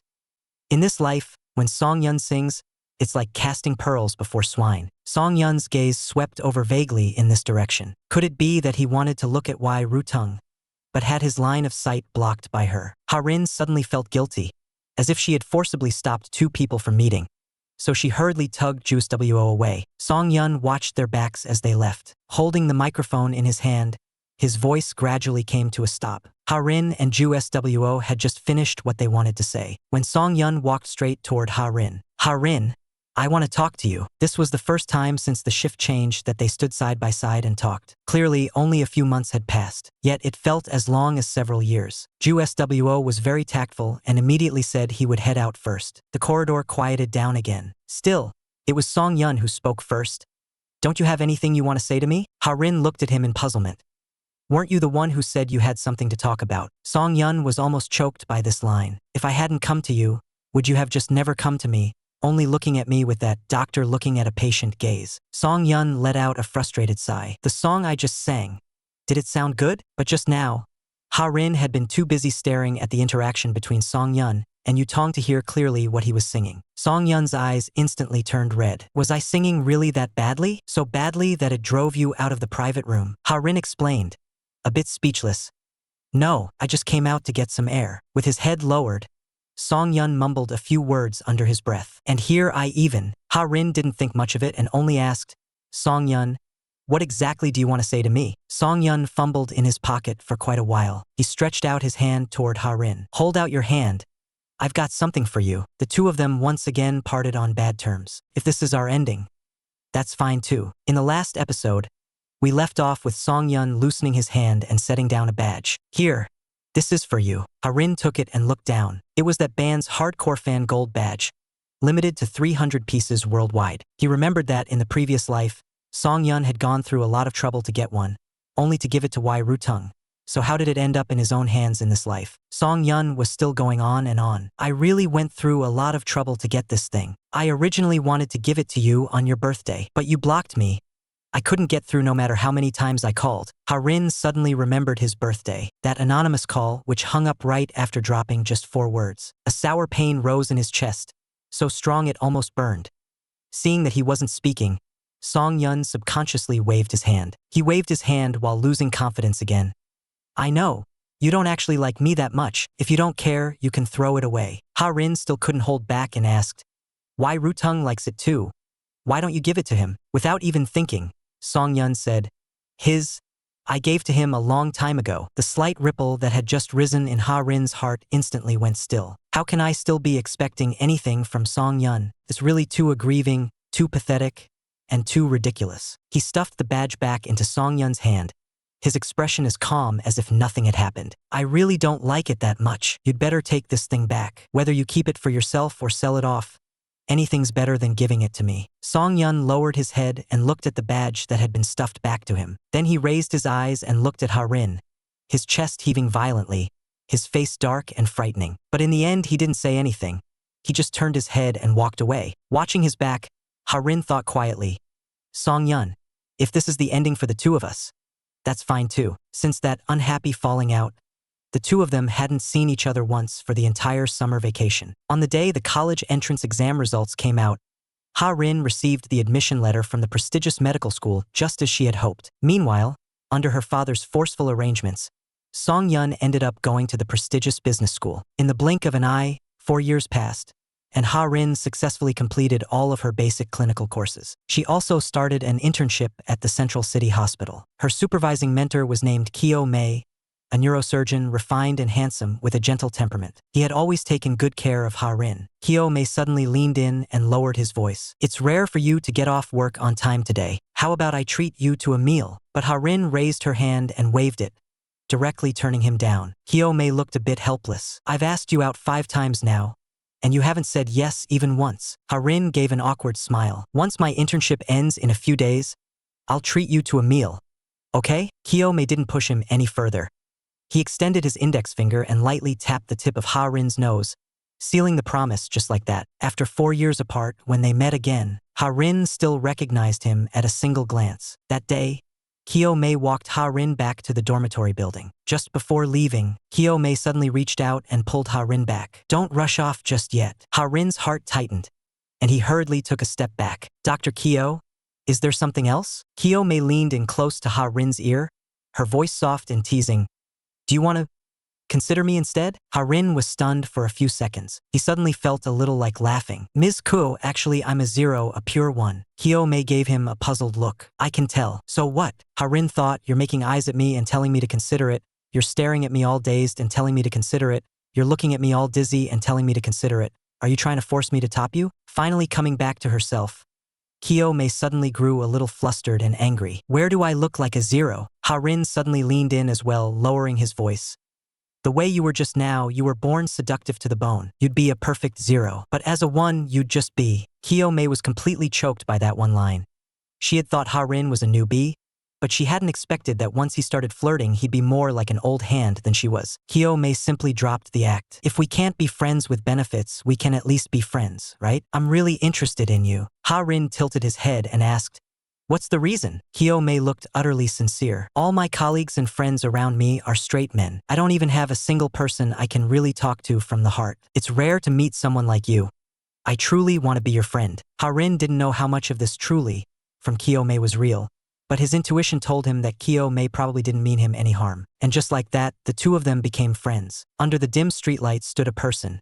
From afar, you could only see the outline, not the features of their face. After confirming the other person's identity, Ha-rin's steps gradually slowed down. So many years had passed. He thought everything about Song Yun had long since faded from his memory. Yet, when that person appeared before his eyes again, he still recognized him at a glance. Over the 4 years, the impatience and innocence of Song Yun's high school days had slowly faded. He looked more like he had in the previous lifetime, and his gaze was cleaner, clearer. Seeing him stand there in silent stillness, Song Yun couldn't help walking 2 steps forward. Ha-rin took almost no time at all to steady his emotions, his tone polite yet distant.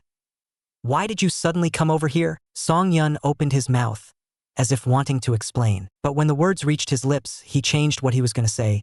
Our company recently has a development project in the city, and since you're Inda, it happened to be on the way, so I came by to see you. Ha Rin's heart sank. Did you come to see me?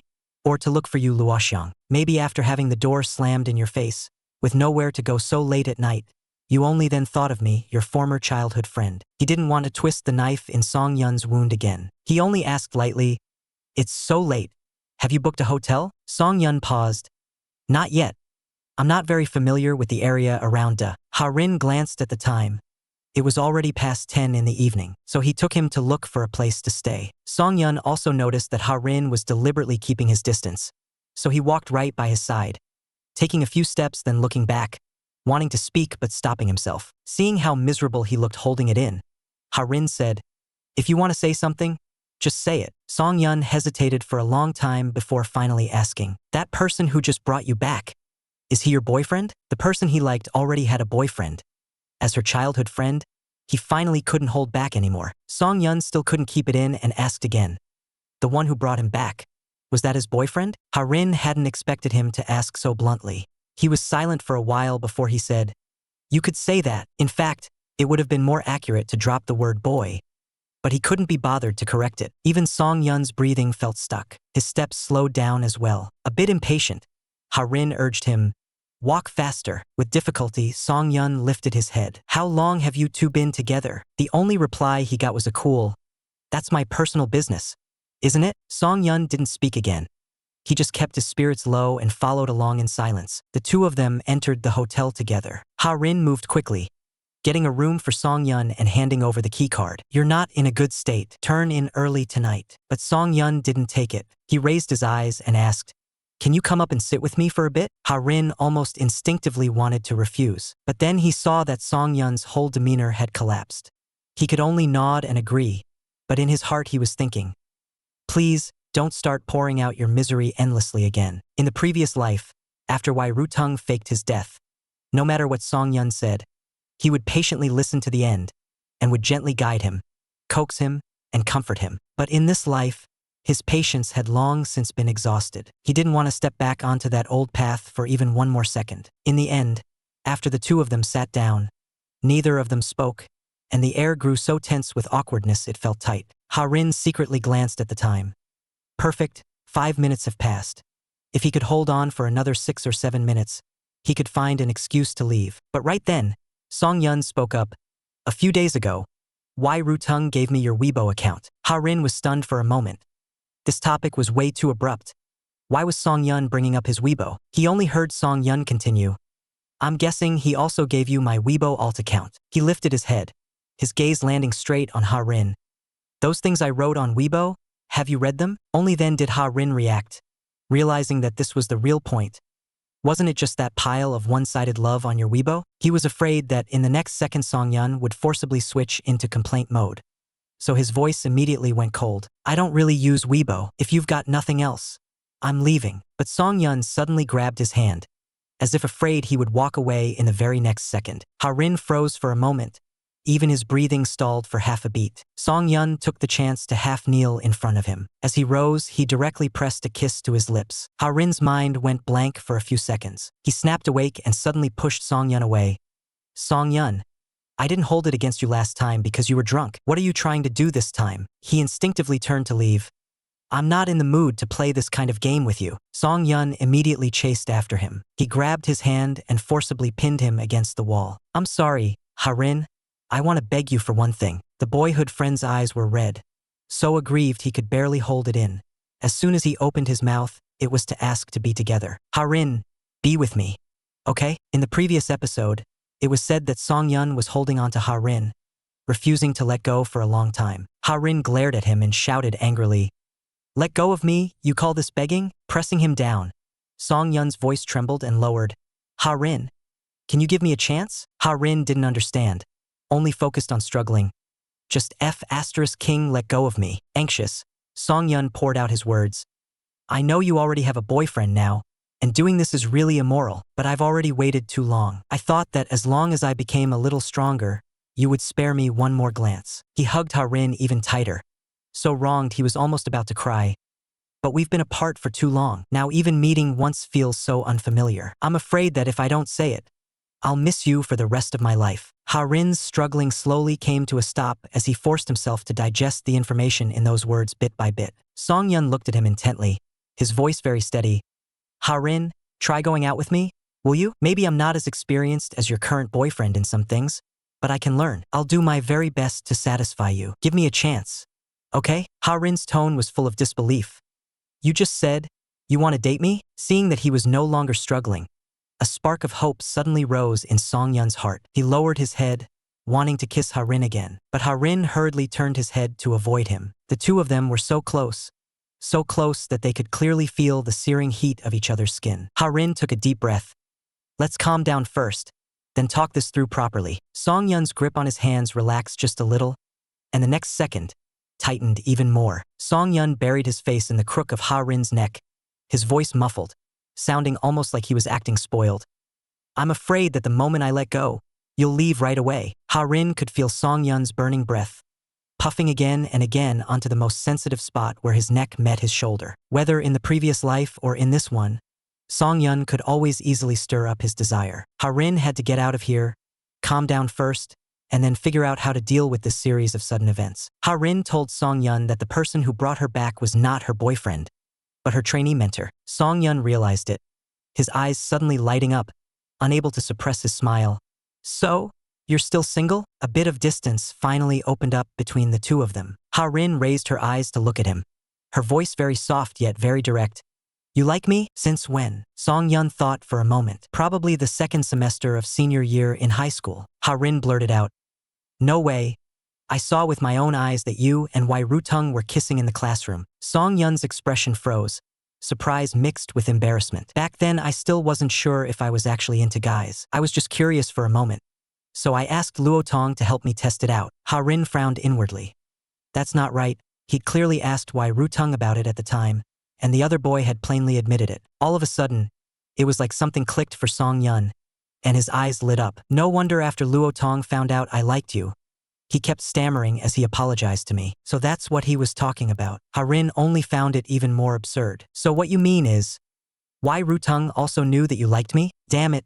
The word apologize alone had pushed him straight into a corner with no way out. But the whole thing also felt like some kind of illusion, making him more uneasy the more he thought about it. Song-yun laid everything out for him. It was only after you transferred classes that I realized I might have fallen for you. I was totally panicking and had no one to talk to, so I could only go to Luotong. Later at the graduation party, he even encouraged me to confess to you. I prepared a song I wanted to sing for you, but halfway through the performance, you walked out. I ran after you to hand you the gift, and you rejected it to my face. At this point, Song-yun couldn't help shooting him a resentful look. Ha-rin was left dazed, completely stunned by the sheer amount of information. The truth was actually the complete opposite of what he had always believed. Ha-rin again recalled that inner monologue he had seen earlier on Song-yun's Weibo. All the parts that had seemed wrong no matter how he looked at them at the time now seemed to make sense. Yet a deeper, uncontrollable unease slowly rose in his heart. Everything in front of him suddenly felt a little too perfect,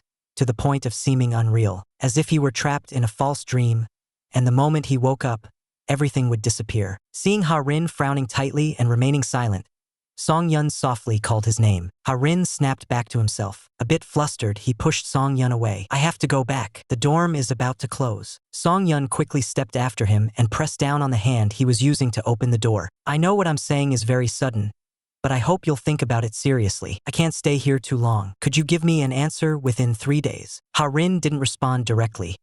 He just nodded in a confused, disordered way. Song-yun lightly touched his shoulder. Ha-rin, could you take me off your block list? At least, give me some way to contact you. Right in front of him, Ha-rin removed him from the blacklist. For a moment, Song-yun felt satisfied, yet the sweetness burned with a sour ache. Only then did he let go of his hand and allow Ha-rin to leave. After returning to the dorm, Ha-rin took a shower, forcing himself to calm down completely. What Song-yun said, was it really true? He tossed and turned, thinking for a while, but in the end he opened Weibo and sent a private message to Wai Rutung.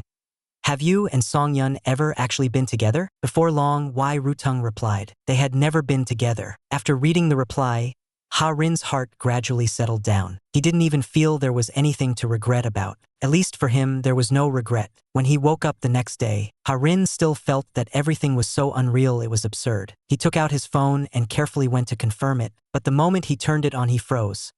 There were several text messages lying in his inbox. All of them were from Song-yun. They had been sent intermittently from midnight all the way to after 8 in the morning. The more Ha-rin read, the more confused he became. So everything that happened last night was real. The coldness the boy had swallowed down in his previous life had finally been paid back with full force in this life. In the last episode, we mentioned that before Ha-rin could recover from the shock, the shrill ringing suddenly exploded. On the other end of the line was Song-yun's voice. He stammered through a whole lot and finally asked carefully, "Can we meet today?" In his heart, Ha-rin had already decided to refuse, but before he had time to open his mouth, he heard Song-yun say directly, "Ha-rin, I'm at the entrance of your dorm building right now, the same place I was standing yesterday. I'll wait for you to come." Ha-rin walked over to the window and leaned out to look down. Sure enough, Song-yun was waiting downstairs, even standing in exactly the same spot as last night. He looked quite well behaved, but what he did yesterday, did that seem like something a human would do? Ha-rin felt a bit troubled.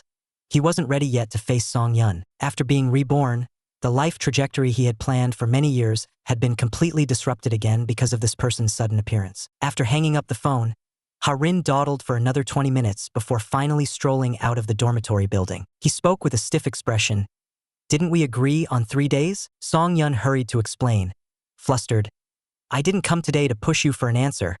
I just wanted to see you." He nervously rubbed his fingers. "I said so much to you last night, and I've been feeling uneasy ever since. If I can't see you, I just can't calm down." Only then did Ha-rin notice that Song-yun's complexion looked a bit haggard. Song-yun carefully watched Ha-rin's expression. "Ha-rin, you haven't had breakfast, have you? Let me take you out for soup dumplings, how about it? I remember you used to love soup dumplings the most." Ha-rin was indeed a bit hungry, but he didn't want to be led around by Song-yun. "Let me treat you instead." Just at the cafeteria buffet, only a few steps away, Song-yun's little scheme fell through on the spot.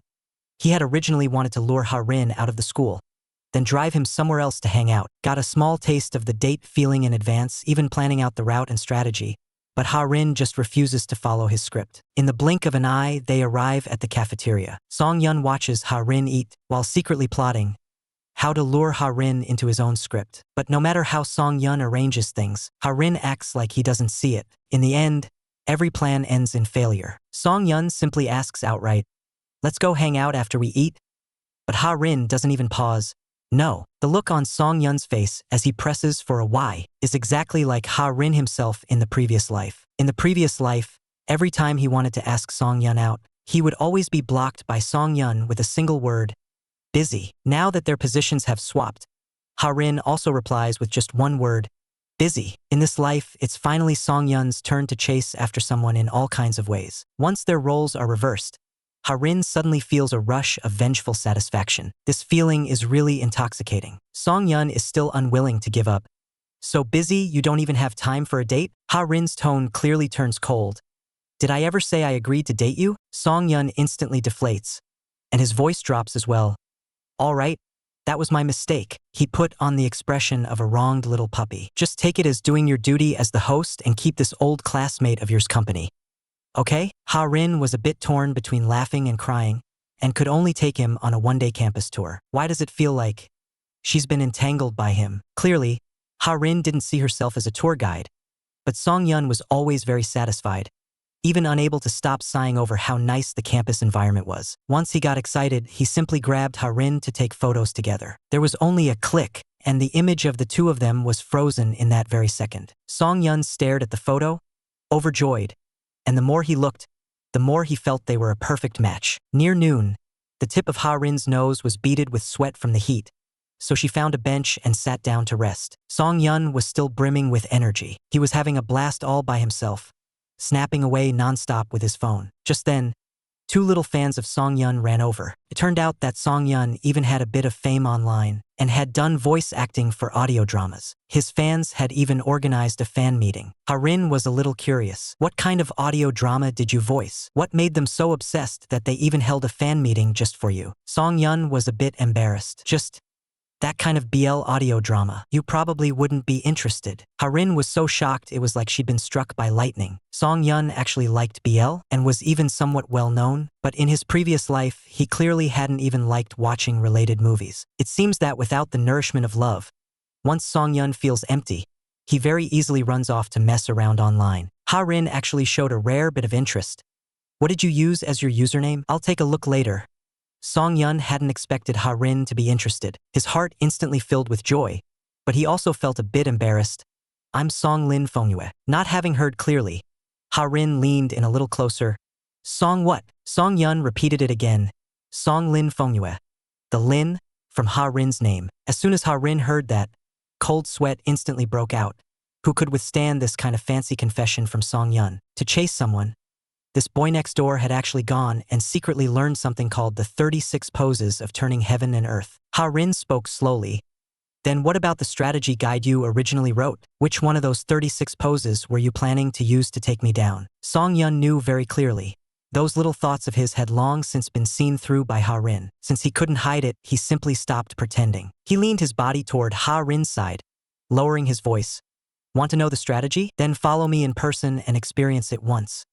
How about it? Ha-rin had only wanted to tease Song-yun, but hadn't expected he had still underestimated how shameless he could be, and ended up being countered instead. He raised his hand to block Song-yun from coming any closer, his tone sharp. Back off. I'm not interested in playing these games with you. Song-yun does not back down at all. Ha-rin, what exactly are you afraid of? His eyes are fixed tightly on Ha-rin's lips, his voice carrying a firm, bewitching tone, as if he is going to kiss him in the next second. Just then, Ha-rin's phone suddenly rings. The caller is Gyo-mei. Alarms instantly go off in Song-yun's mind. He leans in, wanting to hear what is being said on the call. But Ha-rin stands up first and walks away. After a while, Ha-rin hangs up and comes back, saying he has to go back first to observe a surgery his mentor is performing, something they had arranged earlier. With an apologetic look, he says, how about another day? I'll treat you to a meal again. Song-yun is a bit upset. The mentor you're talking about is the one who took you home last night, right? Are you and him really just teacher and student? Really just teacher and student? Ha-rin instantly gets angry. Song-yun, are you interrogating me? Song-yun hastily explains that he's not, but Ha-rin doesn't want to listen anymore. I explained my relationship with him to you because I respect you. But if you don't believe me, it's whatever. Just assume I'm lying to you. With that, he turns around and leaves. Song-yun immediately chases after him. Ha-rin, you misunderstood. It's not that I don't trust you. With his ears drooping, he confesses, all right, I admit it, I am a bit jealous. Song-yun stood behind him, carefully coaxing, don't be angry. If you're in a hurry, I'll drive you there. Ha-rin still shook off his hand. No need. The affiliated hospital isn't far from here. It's just a few steps away. Song-yun wanted to say more, but was mercilessly left where he was. Ha-rin walked in a hurry, heading straight for the hospital. This patient of Gyo-mei's had a late-stage intracranial tumor. It was almost exactly the same as his condition in his previous life. When Ha-rin rushed to the hospital, he only had time to ask, what's the approximate success rate? Gyo-mei let out a sigh. 30%. After speaking, he turned and walked into the operating room, while Ha-rin went into another observation room. The screen showed a real-time feed of the operating room. In the blink of an eye, 5 hours passed, and Ha-rin walked out of the surgical building with heavy steps. As soon as he looked up, he saw Song-yun on the bench. The fatigue and exhaustion in his brows and eyes could not be hidden. Ha-rin's mind went blank for a moment. Have you been waiting here the whole time? And the show is about to start, little nagging monster. He had finally steadily pulled the person he loved into his own script. In the previous episode, it was said that Song-yun saw Ha-rin come out. He gave a silly smile. I didn't know which floor you were on, and I didn't dare to call and disturb you, so I could only wait here. The tip of Ha-rin's nose suddenly stung, and the sorrow he had suppressed for so long was on the verge of losing control. Song-yun panicked for a moment, not knowing where to put his hands. What's wrong? Did I make you angry again? Ha-rin blinked and shook his head, saying no. He slowly let out a breath. The patient is gone. Everyone did their best, but we still couldn't save them. Only then did Song-yun realize that the patient was neither a relative nor a friend. He broke off mid-sentence, then suddenly sighed softly. In this line of work, a doctor has to get used to life and death. With a heart this soft, how are you going to be a doctor in the future? Ha-rin just shook his head and said nothing. There was no way Song-yun could understand. His tears weren't just for this patient. It was also because, in that person, he saw another possible ending for himself. Seeing how down he was, Song-yun lifted an arm and pulled him against his shoulder. Don't think about it. I'm starving. Let's go eat. Ha-rin took out his phone and glanced at it. It was already past 5 in the afternoon. Song-yun had actually been waiting here the whole time, without even having lunch. He looked aggrieved. Didn't you say you were treating me to a meal? For a moment, Ha-rin couldn't even form any words. Song-yun looked as if he were about to cry. I was afraid that if I walked away, I'd miss you again. I wanted to call, but I was scared you'd find me annoying. Ha-rin completely lost any temper he had left. Whether in the last life or this one, Song-yun was simply born to restrain him. He sighed. All right, let's go, we'll eat first. Song-yun was so excited he looked like he was about to take off on the spot. My car is parked nearby. I'll go drive it over. Ha-rin paused mid-step and looked back at him. This guy still hadn't given up, still wanted to drag him into his own script. The two of them got in the car, and Song-yun suggested, let's eat at Cattle Night. They had been to that place a few times in high school. Later the restaurant moved, and they never went again. He hadn't expected that Song-yun would actually buy it. Ha-rin froze for a moment. Song-yun hadn't even graduated yet and had already started his own business. This pace of growth was so fast it went a bit beyond his expectations. The two of them walked across the plaza. A little girl selling flowers came up to them with a smile and asked, "Handsome guy, want to buy some flowers? Buy a stem for your girlfriend." Hearing that, Song-yun lowered his head to look at the flowers in her basket and even started picking them out in all seriousness. Seeing that he really meant to buy some, Ha-rin stopped him at once. "We're two guys. Why are you buying roses?" The little girl added, half joking and half serious. "You can give them to your boyfriend too." Song-yun's lips curved as he turned back and smoothly followed up, "Exactly." The boy next door lowered his head and gently pressed a kiss to the boy's lips. For this rare, easy moment, the air felt like it had suddenly gone back to the past. In the previous episode, we left off with Song-yun pulling out a rose and asking the girl, "How much is this?" The little girl's eyes lit up with excitement. "Handsome, you're only buying one? If you buy more, I'll give you a discount." From a distance, Ha-rin pointed at Song-yun and warned in a cold voice, "If you're going to buy that kind of stupid thing, don't expect me to get in the car. Either you throw the flowers away, or you go by yourself. Don't drag me along." The little girl was a bit unhappy and muttered under her breath, "These flowers are so pretty. How did they turn into some brain-dead crap?" Realizing he had said the wrong thing, Ha-rin immediately covered his mouth. He hadn't meant to insult the little girl. It was just that Song-yun buying flowers to give him had already stepped on the bottom line of what he could tolerate. Song-yun straightened the roses in his hand, then gently patted the little girl on the shoulder to comfort her. "Don't mind him. He just has a sharp tongue. He doesn't mean anything else." He raised his hand in indication. "These flowers really are pretty. I'll buy all of them. Leave them here with you for now, and when I remember, I'll come back and get them from you." Sensing his kindness, the little girl gave a sweet smile. "Thank you, handsome. I wish you and your boyfriend a long and happy life together." And just like that, the label of boyfriend was forcibly slapped onto Ha-rin. The two of them walked down the road. Song-yun looked to be in an especially good mood. "If you like them, I can give you 999 roses every day. But you seem very resistant." With a face full of disdain, Ha-rin said, "It's not that I'm against flowers. I'm against the fact that the flowers are from you." In his previous life, when Song-yun was pursuing Wai Ru-tung, he had also taken every bit of romance a lover could think of and pushed it straight to the extreme. Wai Ru-tung was moved to tears every single time. But Ha-rin just happened to be the kind of person who didn't understand romance. Every time he saw Song-yun fussing with those flashy, showy things, he would get so grossed out that he broke out in goosebumps. As long as the two of them understood each other, wasn't that enough? Why did they have to let everyone else watch? He opened his mouth and asked, "Giving flowers is also part of your strategy, isn't it?" His intentions having been hit right on target, Song-yun instantly broke out in a cold sweat. Seeing this, Ha-rin's tone sank in warning.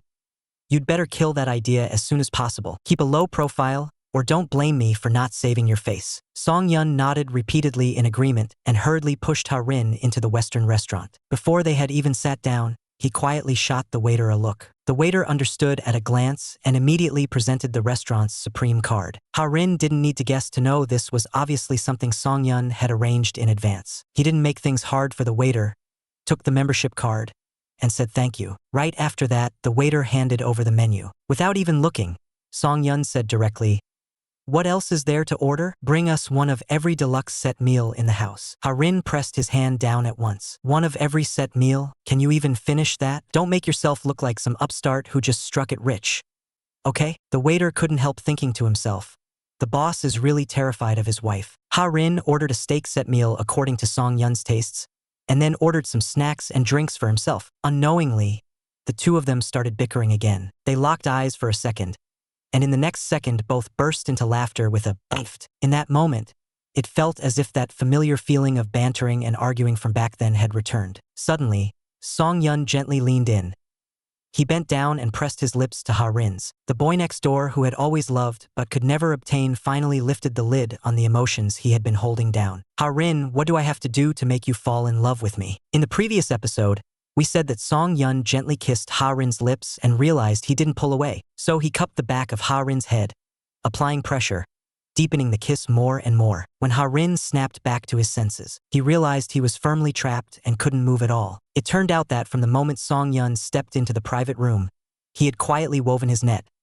No matter how I defended myself, I still fell step by step into his trap. Song Yun cautiously savored that bit of hard-won sweetness. But in the instant he lifted his eyes, he crashed into those eyes that held no emotion and no warmth. A sense of frustration that he had never experienced before suddenly pressed down on Song Yun. His passion, obsession, even fervor might, in Ha-rin's eyes, be nothing more than a trivial joke. A nameless fury surged in Song Yun's heart, one he couldn't put into words. Why is it that I lose control over you to this extent, yet you can still look at me so coldly and so steadily? He suddenly lunged at Ha-rin, prying open the other's lips and teeth by force, driving straight in, almost out of control as he plundered. Ha-rin was forced by this forceful and overbearing kiss until he could hardly breathe. He pushed Song Yun away hard. Are you crazy? Are you kissing me or trying to kill me? Song Yun only focused on catching his breath, as if he couldn't hear anything, completely ignoring Ha-rin's struggles. He forcibly locked the other person in his arms. Ha-rin, what on earth am I supposed to do? What do I have to do for you to fall in love with me? He pressed his chin against the hollow of the other's shoulder, his voice choking for a moment. I'm about to drive myself insane. Can't you just put me out of my misery? Accept me or kill me. He couldn't eat day or night, and he couldn't sleep either. What he was afraid of was hearing a rejection 3 days later. All these years, everything he had worked so hard for was just to make Ha-rin look at him a little more and be willing to live that so-called happiness with him. Song Yun raised his hand and pointed at Ha-rin's chest. Ha-rin, tell me, in your heart, what am I to you? Really? Ha-rin fell silent. This almost deranged agony of Song Yun's was actually so similar to his own in the previous life. Song Yun didn't know what meaning there was to his existence in this world. In fact, Ha-rin felt just as lost in his heart. He had originally wanted to avoid Song Yun. Since he had been given another life, he would take a new path. But Song Yun had suddenly broken in and messed up everything he had planned. So what did this second life of his even amount to? Ha-rin could always see in Song Yun the shadow of himself in his previous life, when he was infatuated with Wai Rutung. He had once loved Song Yun, loved him so much that he lowered himself into the dust. Yet in the end, he was tossed aside like an expired substitute. That kind of pain, like a knife piercing straight through his heart, remained crystal clear even after living a second life. Song Yun blamed him, asking why he just refused to accept him. But who could possibly understand the confusion and torment in Ha-rin's heart? He always felt that this Song Yun, who held him so carefully in his hands, was nothing more than a brief illusion granted by the heavens. He would rather coldly watch the joys and sorrows of the world from the sidelines, waiting for the illusion to shatter and the dream to end, so that everything could return to calm. Just then, the waiter knocked on the door. Song Yun wiped his face and forced himself to calm down first. The waiter also sensed that there was something off about the atmosphere between the two of them. After putting down the tray, he immediately turned around and quickly fled. Once the waiter left, Song Yun slowly steadied his breathing, lowered his head, and apologized in a small voice. Ha-rin only shook his head and said nothing. Song Yun picked up the half-cooked fried egg from his own plate and placed it in front of Ha-rin. I remember you've loved eating this since you were little. I always used to fight you for it. When I saw you unable to beat me to it and getting so angry, I thought you were especially cute. From now on, I won't fight you for it anymore. Whatever you want, I'll give it to you. Ha-rin finally couldn't suppress his emotions anymore. He raised his hand to cover those stinging eyes, but the tears still leaked out through his fingers. Don't be like this, Song Yun. I'm begging you. The childhood friend's kiss slipped further and further out of control, growing harsher, growing crazier, as if he wanted to swallow the boy whole. In the last episode, it was said that Ha-rin covered his face with both hands, tears streaming down. The moment he thought about how Song-yun had used that same gentleness and patience he once used to coax Wai-Ru-tung to coax him, he only felt it was ironic and pathetic. Song-yun stared at Ha-rin for a long time. The next second, he suddenly pulled Ha-rin into his arms and urgently questioned in his ear. "Actually, you have feelings for me too, don't you?" Ha-rin's face was streaked with tears as he tried, in a sorry state, to push Song-yun away, but Song-yun forcefully pinned down his movement, as if blocking off his retreat. "Ha-rin, what exactly are you hiding from? What worries are you holding in your heart? Tell me." Ha-rin couldn't get a single word out. He only shed silent tears. Drip.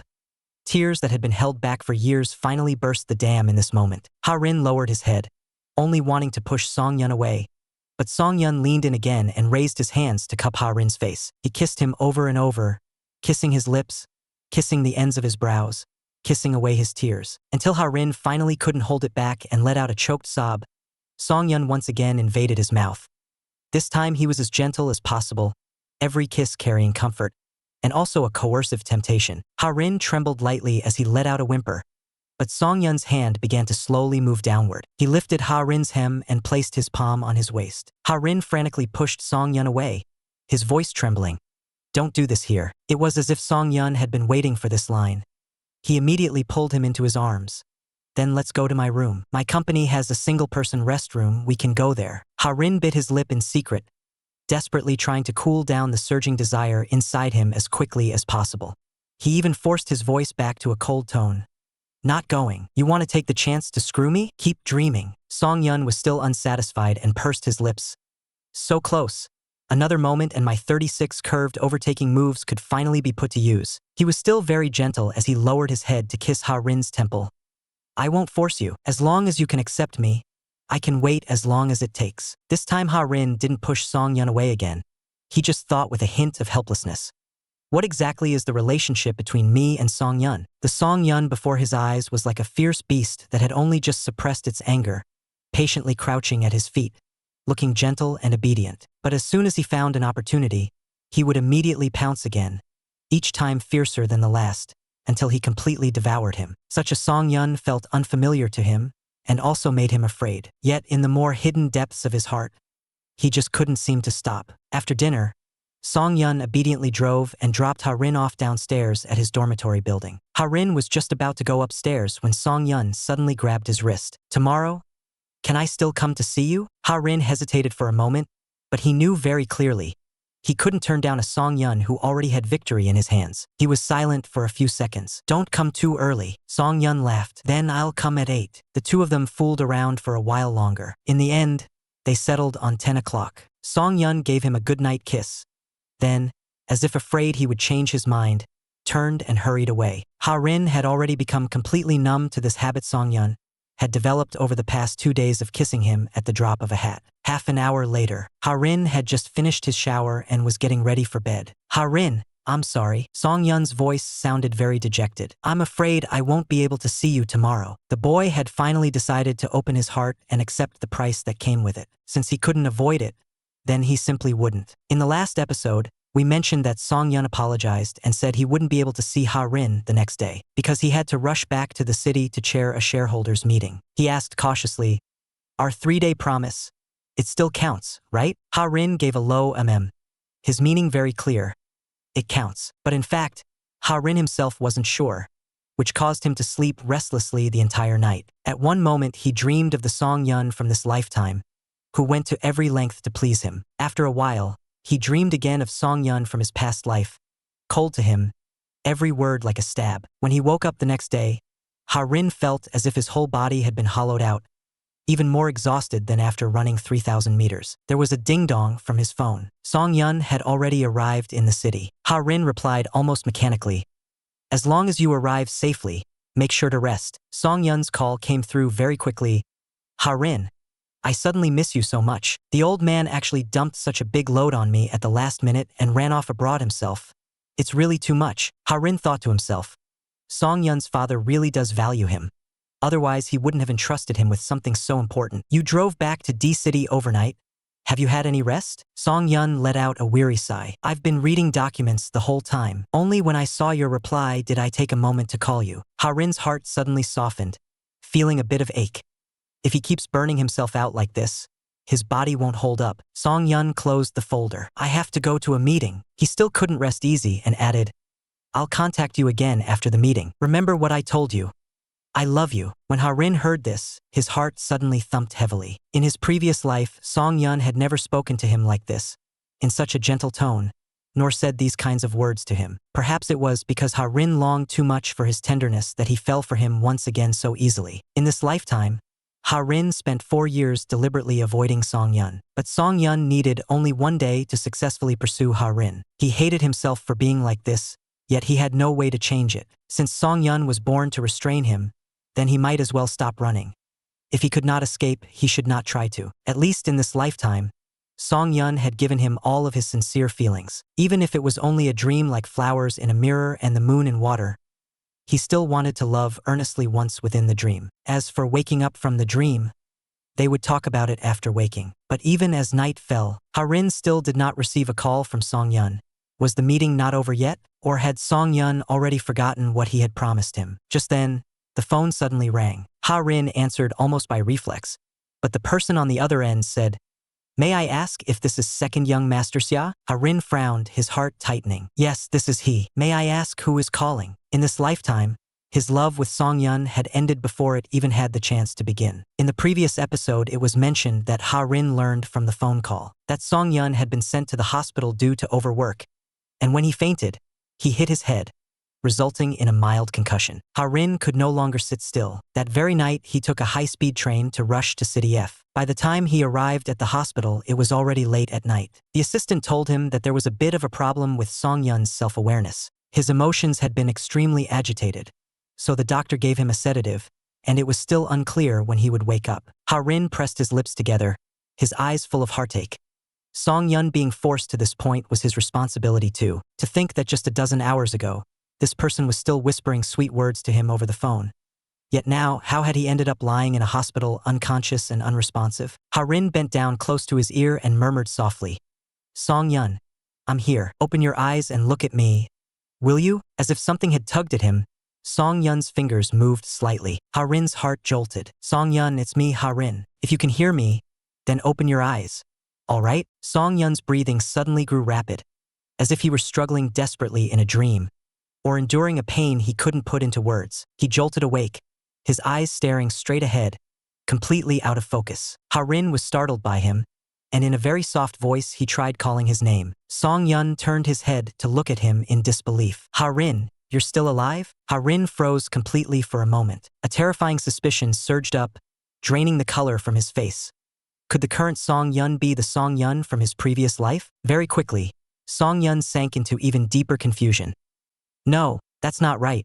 Of course you didn't die. How could I ever think you were dead? 2 orderlies heard the commotion and rushed in, immediately notifying the attending physician. Ha-rin stood leaning against the wall, feeling cold to the bone, inside and out. He had always felt that in this life, Song Yun's love was too perfect, so perfect it seemed fake. He had clearly long since had a premonition that this unreal dream would one day come to an end. He could no longer hold back his tears. They fell in an endless stream. He had been just a little bit away from accepting Song Yun's love. Drip. He had been just a little bit away from telling Song Yun himself that, drip, he was willing to wait for him. Willing to wait for him. Yet in this life, his love with Song Yun had ended before it even began. Ha-rin didn't know whether he should feel regret or relief. In the hospital room, Song Yun's hysterical voice came in broken bursts. He was on the verge of completely losing control. The attending physician had no choice and could only give him another sedative. Song Yun struggled and shouted, Ha-rin, Ha-rin, where are you? His childhood sweetheart had regained the memories of his previous life. Their relationship was once again pushed into ordeal. In the last episode, we mentioned that Ha-rin forced himself to snap out of his immense loss and dejection. He had no time to be sad here. Song Yun's soul had only just crossed over. Right now, there was an even more tricky matter that had to be dealt with immediately. He took a deep breath and walked into the ward. Doctor, could you let me talk to him first? The doctor turned his head to look at him suspiciously. And you are? Ha-rin's tone was very calm. I'm his friend. Song Yun, as soon as he saw him, immediately clutched at him for help like grabbing a lifeline. Ha-rin, Where did you just go? I thought you didn't want me anymore. With Ha-rin's persuasion, the doctor finally still gave them a bit of space to talk alone. After everyone left the room, Ha-rin closed the door behind him and walked over to sit down in front of Song-yun. Song-yun grabbed hold of his fingers in one clutch, his voice trembling. Ha-rin, I'm not crazy. My head is just too messed up. You have to believe me. The more he talked, the more anxious he became, practically unable to stop, including how he had personally seen Ha-rin stop breathing right in front of him, and even more images all jumbled together in one rush. Clearly he had never experienced them, yet the sense of reality was as if he had truly lived through it once, especially Loktong. Ha-rin picked up the sentence he hadn't finished. You saw that. You and Wai Rutung were once together in the past, right? Song-yun's mouth fell slightly open in shock. Ha-rin, how do you know these things? Could it really be true? Could it really be true? Ha-rin knew very clearly. Only by first standing in the position of an observer looking at Song-yun could he truly help him. His tone was calmer than ever before. Song-yun, over the next few days, even more chaotic images will pop up in your mind.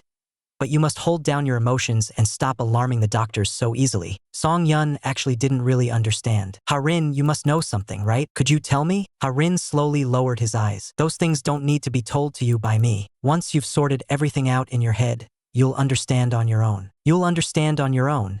The current Song-yun can only passively receive the memories of his previous life. Intense and conflicting emotions crash together, causing him to lose control again and again. Ha-rin guessed in his heart. If Song-yun turns back into the old Song-yun, then his feelings for Ha-rin might change from love to, they might also change from love to hate. In their previous life, Song-yun and Wai Rutung had clearly been lovers who loved each other so passionately they burned. Yet in this life, by a twist of fate, they had become mere passers-by in each other's lives. Ha-rin didn't know whether Song-yun would vent his anger on him, but no matter what, he had to first think through the worst possible outcome. The boy went soft-hearted for a moment, yet he was directly imprisoned in the room by his suddenly deranged childhood friend. In the last episode, it was mentioned that Song-yun kept slipping in and out of a fitful sleep. Every time he woke up, he would remember some things from his previous life. At first, he would still ask Ha-rin helplessly, which parts are real and which are just dreams. But Ha-rin rarely answered, only letting Song-yun slowly figure it out on his own. In the blink of an eye, 5 days later, the doctor informed them.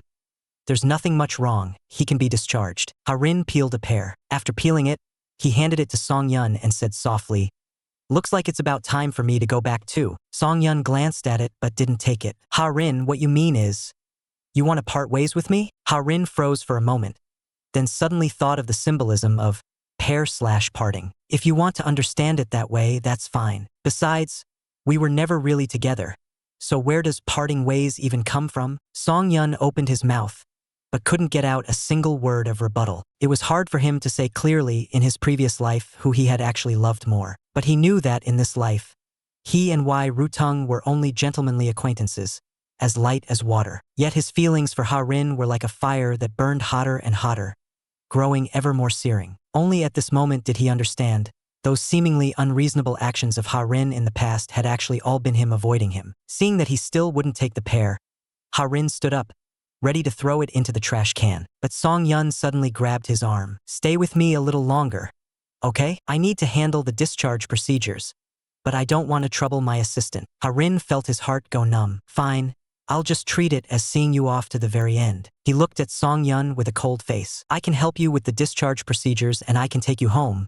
But from now on, we'll be completely even with each other. They soon returned to the apartment. Ha-rin carried Song-yun's bag into the room. He put the things down and turned around to leave. Suddenly, there was a click behind him. The door was locked. After locking it, Song-yun pulled out the key, her face unreadable. Ha-rin's heart instantly sank, and he rushed toward the door. Song-yun, why are you locking the door? But Song-yun blocked him with one move. Ha-rin, don't go back tonight. Ha-rin struggled to snatch the key. What kind of joke is this? We clearly agreed. Song-yun slowly lifted her head, a playful curve at the corner of her lips, twirling the key once between her fingers. Who said I agreed with you? That's just what you imagined yourself. I never promised you anything. Ha-rin instinctively took a step back. This calm version of Song-yun actually frightened him even more. He forced himself to steady his emotions.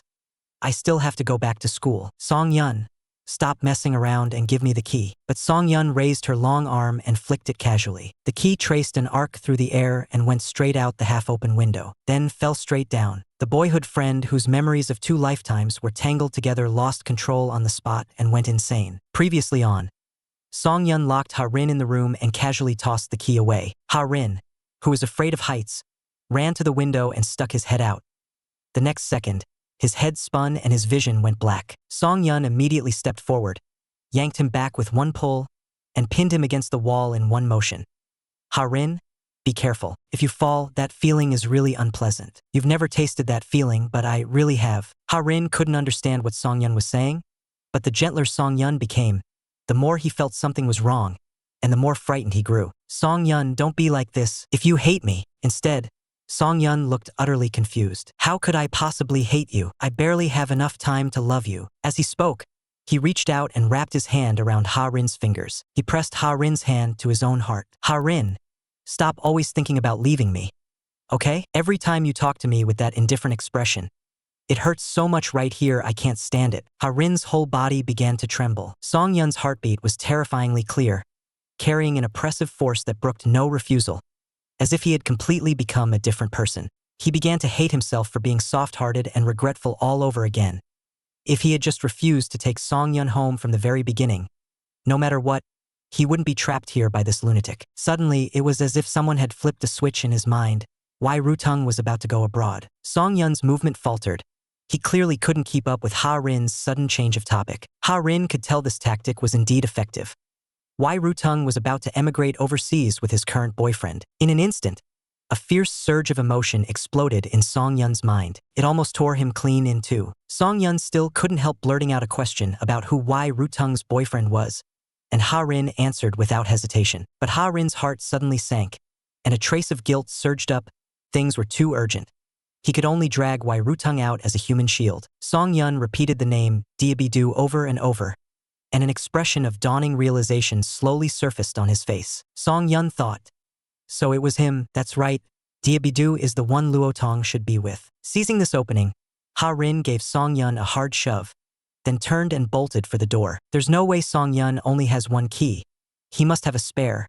But where would he hide the spare key? By the time Song-yun came back to his senses, he saw Ha-rin searching everywhere for the key. Song-yun stepped forward in one stride and wrapped an arm directly around Ha-rin's waist. He forcibly dragged Ha-rin over to the edge of the sofa, then bent down and pinned him underneath. This time Ha-rin was truly panicked.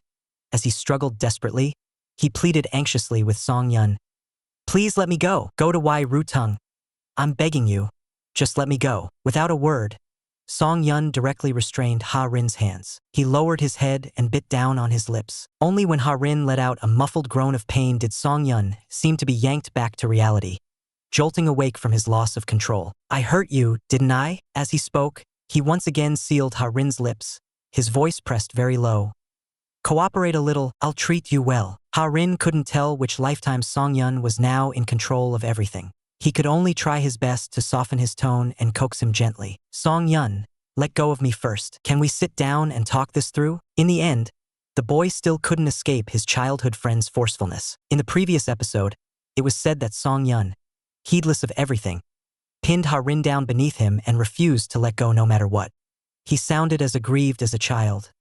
You said you would wait for me, but the moment I woke up, you went back on your word. This time, no matter what you say, I won't believe you again. Ha-rin knew very clearly that the person in front of him was no longer the Song-yun who would love him properly. In the last life he had tasted enough of the grievance and pain of being the backup, and in this life he didn't want to walk the same old path again. Taking advantage of his distraction, Song-yun thrust his long tongue straight into his mouth. Ha-rin's hands were pinned firmly by him above his head. With his other hand, Song-yun roamed back and forth over his waist and abdomen. Song-yun bit and kissed the side of his neck with overwhelming dominance, not giving him even the slightest space to resist. Ha-rin, I can't wait any longer. Right now. Ha-rin turned his face away, trying to dodge his kiss.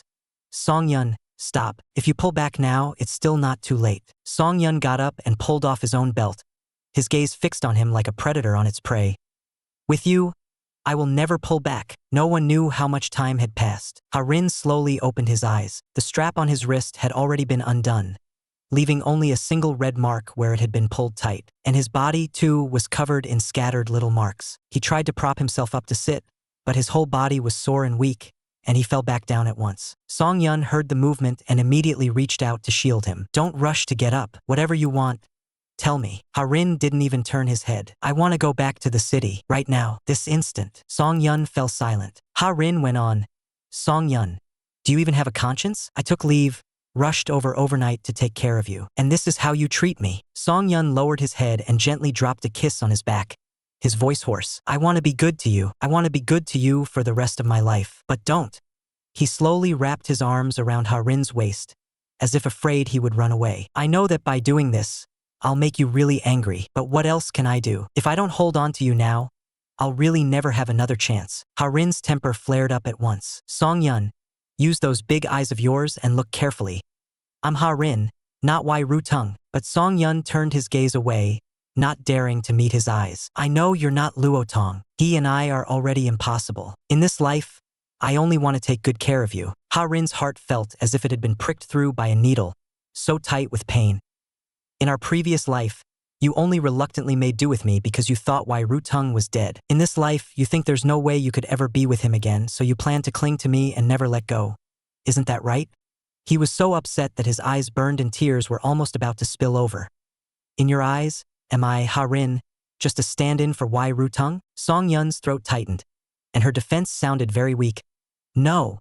But Ha-rin did not believe a single word. In my previous life, I never truly hated you, even up to the moment I died, because I chose all of this myself. But in this life, don't force me to hate you. Song-yun completely panicked. Ha-rin, don't be like this. I'll agree to anything you want. When the boy who had been tormented all night woke up, his mind was filled with only one thought: to have his childhood sweetheart give him a clean end. In the last episode, after Song-yun had taken full advantage, he finally admitted his fault with reddened eyes. Ha-rin had no intention of paying attention to him and insisted on taking the high-speed train back by himself. But as soon as he stood up and walked a few steps, his legs gave out and his whole body pitched forward. Song-yun reacted quickly and caught him at once. He helped Ha-rin put on his clothes piece by piece, his voice tight. Ha-rin, don't be stubborn. I've already agreed to everything. With that, he scooped him up by the waist. But don't take the train. I'll drive you back. Ha-rin pressed his lips together and said nothing, only forcing himself in his heart to endure a little longer. Once he got back, he would make a clean break with him. Song-yun drove the car onto the highway. The atmosphere in the car was oppressively low, so quiet it was hard to breathe. From time to time, Ha-rin curled in on himself, not wanting to spend even a second in the same space as Song-yun. Sensing something was wrong, Song-yun immediately asked him where he felt uncomfortable. Ha-rin shook off his hand with a cold face. Just drive. Song-yun panicked even more, his voice full of worry. I should still take you to the hospital. Just now, I really lost control a bit. Ha-rin didn't even want to look at him. Get lost. Stop pretending to be a good person here. Song-yun was almost about to kneel down. Then I'll drive to the police station and turn myself in. Okay? You can sue me however you want, as long as it makes you feel a little better. Ha-rin finally exploded and shouted back at him. Is your brain broken? You might not want your dignity, but I still want mine. He only wanted Song-yun to stay far away from him, but Song-yun just stubbornly refused, even if it killed him. Ha-rin let out a soft sigh and simply gave up on trying to keep talking to him. Song-yun's tone was unusually resolute. No matter what happens, I will never let you go again. You're mine, you were in our last life, and you are in this one too. You can only be mine. Ha-rin stared at his profile in silence for a long time. Song-yun, you're someone whose obsessions run far too deep. In the previous life, Wai Ru-tung's death was like a thorn stuck in your heart. No matter how hard I tried, I could never get into your inner world. He turned his face back toward the window again. And now, maybe my death has become that thorn in your heart. So you made up your mind that, no matter what, you have to make it up to me. But by clinging to me so desperately like this, is it really love or just obsession? For a moment, Song-yun couldn't answer. To him, love and obsession were the same thing.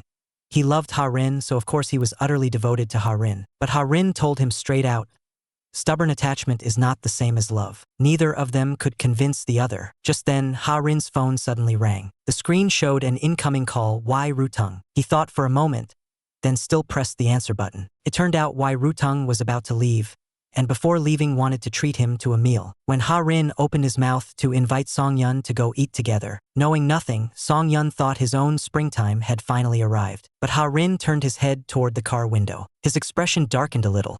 He just couldn't help wanting to make Song-yun a bit unhappy. The childhood friend, so angry he was about to lose control, fiercely pressed a kiss to the boy's lips. In the previous episode, it was said that Ha-rin, with ulterior motives, took Song-yun out for a meal. Song-yun stayed in a bright mood the whole way, thinking there might still be a chance for them to get back together. But the moment he pushed open the private room door, he instantly froze. The sticky sweet scene of Wai Rutung and Diabidu just slammed straight into Song-yun's eyes. He knew both people in front of him, but the feeling Wai Rutung gave him was already completely different from the previous life. In this life, Wai Rutung avoided the fatal injury at age 17, and his smile was cleaner and more radiant. He was no longer the overly sensitive and fragile Wai Rutung of the previous life, who needed his protection at every moment. Song-yun's chest suddenly loosened, and only in this moment did he finally confirm. He had really, completely let go. It was just that Ha-rin had brought him to see Wai Rutung, and he was afraid it wasn't as simple as just catching up. Joking as they talked, the two of them took their seats. Wai Rutung's smile was bright as he took the initiative to greet them. "Yo, are you two already together now?" Song-yun tugged awkwardly at the corner of his mouth. Since Ha-rin made no comment, he didn't dare respond recklessly either. But Wai Rutung didn't notice the strange atmosphere between them, and went on excitedly introducing his own boyfriend. Diabidu immediately picked up on it. The way Song-yun looked at Wai Rutung was a little off. "You really do have a lot of high school classmates. Don't tell me this is another first love?" Wai Rutung raised his hand and gave the back of his neck a smack. "What nonsense. You're the one who loves to get jealous the most. Aren't you afraid people will laugh at you?" For the next half hour, Song-yun's expression stayed dark as he kept his head down drinking, knocking back one glass after another. Ha-rin watched him, the corners of his mouth curving in a barely noticeable smile. "He's uncomfortable, and that makes me feel great." After the speech ended, Ha-rin picked up a glass of alcohol and said a few polite words. He tipped his head back and finished it in one go, then stood up to leave. Wai Rutung had just been about to ask him to stay, but when he turned, he saw Song-yun standing up as well. "Sorry, we came in the same car, so I'll be heading out too." The two people left behind were full of question marks. Why does it feel like Song-yun has become a different person? Ha-rin had just reached the corner of the stairs when his arm was suddenly grabbed by Song-yun, who had chased after him from behind. He was yanked around in a spin and dragged straight into the depths of the stairwell, and with a temper burning, Song-yun slammed him against the wall, caging him in his arms. Forcing down his anger, Song-yun's voice sank. "Why did you bring me to meet them? You did it on purpose, didn't you?" Ha-rin raised an eyebrow and stabbed back with a cold sneer. "Yes, I did it on purpose," plastering on a smile, saying insincere blessings to the person you love. "How does that feel?" Song-yun's chest rose and fell a few times, as if he were holding himself back. The next second, he suddenly lowered his head and, like he'd snapped, pressed a kiss onto Ha-rin's lips. Childhood friends who just had a fight, suddenly turning into a pure-hearted puppy, pitifully begging to be taken in. In the previous episode, we saw Song-yun fiercely bite down on Ha-rin's lips. The more he kissed, the deeper it got, and the harder his bites became. Ha-rin shoved him away with force. He lifted his hand to wipe his lips and said coldly, "Stop biting people at every turn, you lunatic." Song-yun ground his teeth and growled in a low voice, "I really am about to be driven crazy by you. I already said there's nothing between me and Wai Rutung anymore. Why won't you believe me? Do you want so badly to push me to Wai Rutung?" Ha-rin glared back with reddened eyes. "Yes, I can't wait for you and Wai Rutung to rekindle your old flame. Just stop coming to bother me." Song-yun once again trapped him in that small distance. He pinned him against the wall, kissing him madly, biting him madly. No matter how Ha-rin punched and kicked, he just refused to stop. Lu Bao said that in the comic, Song-yun kissed him for a full quarter of an hour before finally letting go of the already exhausted Ha-rin. He lowered his eyes, looking at Ha-rin's lips, kissed until they were red and swollen.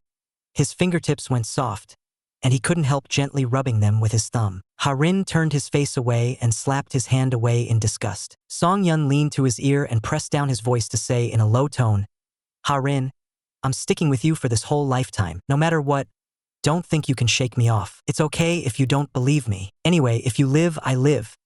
If you die, I die. This life and the next, I'll stay locked in this with you to the very end." Ha-rin pushed him away again, and snapped, completely out of patience, Nutcase. Song Yun immediately followed. Seeing that Ha-rin was about to pull open the car door, he hurriedly took a step to block him. This car can't be driven. We've both been drinking. Drunk driving is against the law. Ha-rin was blocked so thoroughly he couldn't get a word out. Song Yun smiled, looking both obedient and harmless. I can't get back to the city tonight. How about you put me up for the night? Ha-rin had known he was going to say that. His face went cold. You're a grown man. Go find a hotel yourself. After saying that, he walked straight to the side of the road, intending to flag down a taxi back to campus. Song Yun, however, pitifully tugged at his sleeve. I'm not familiar with this area. How about I share a car with you, and I'll just make do for one night at the hotel from last time. Ha-rin was feeling stifled with annoyance, and just then, his phone suddenly rang. The caller was Song Yun's assistant. The other party asked if Song Yun was with him. Afraid that Ha-rin would get dragged into some new trouble, Song Yun immediately leaned over to listen, only to realize it was his own assistant. He lowered his voice and anxiously waved his hand at Ha-rin, signaling him not to respond. But Ha-rin shifted his body to put some distance between them and, with a blank expression, exposed him. That's right. He had a sudden brain cramp and followed me into the city. Song Yun was dealt a fatal blow on the spot. After hanging up, Ha-rin turned to look at Song Yun, his gaze saying clearly, "You clean up your own mess." Stiffening his neck, Song Yun said, "Things between us still aren't settled. Don't think you can just kick me out like this." Ha-rin let out a cold laugh. "If you insist on staying, I'll call your dad and complain. Tell him you're forcing me to do something I don't want to do." Song Yun felt unbearably suffocated inside. Who was it that had just said, "You may not want dignity, but I still do"? He really was a bit afraid that Ha-rin would go complain to his dad. After all, his dad had done those things in their previous life. If it really blew up, it would be bad. Before they parted, the bamboo horse suddenly bent down and bit the boy hard on the back of his neck. "If I could, I really want to mark you in this way, to leave a scent on you that belongs only to me." Song Yun thought of his previous life. If his dad had known he'd slept with the second young master of the Xia family, he'd definitely have beaten him half to death. But he still hasn't won his wife back yet. To die just like this, he's not willing. He thought for a moment and decided to soften his tone first.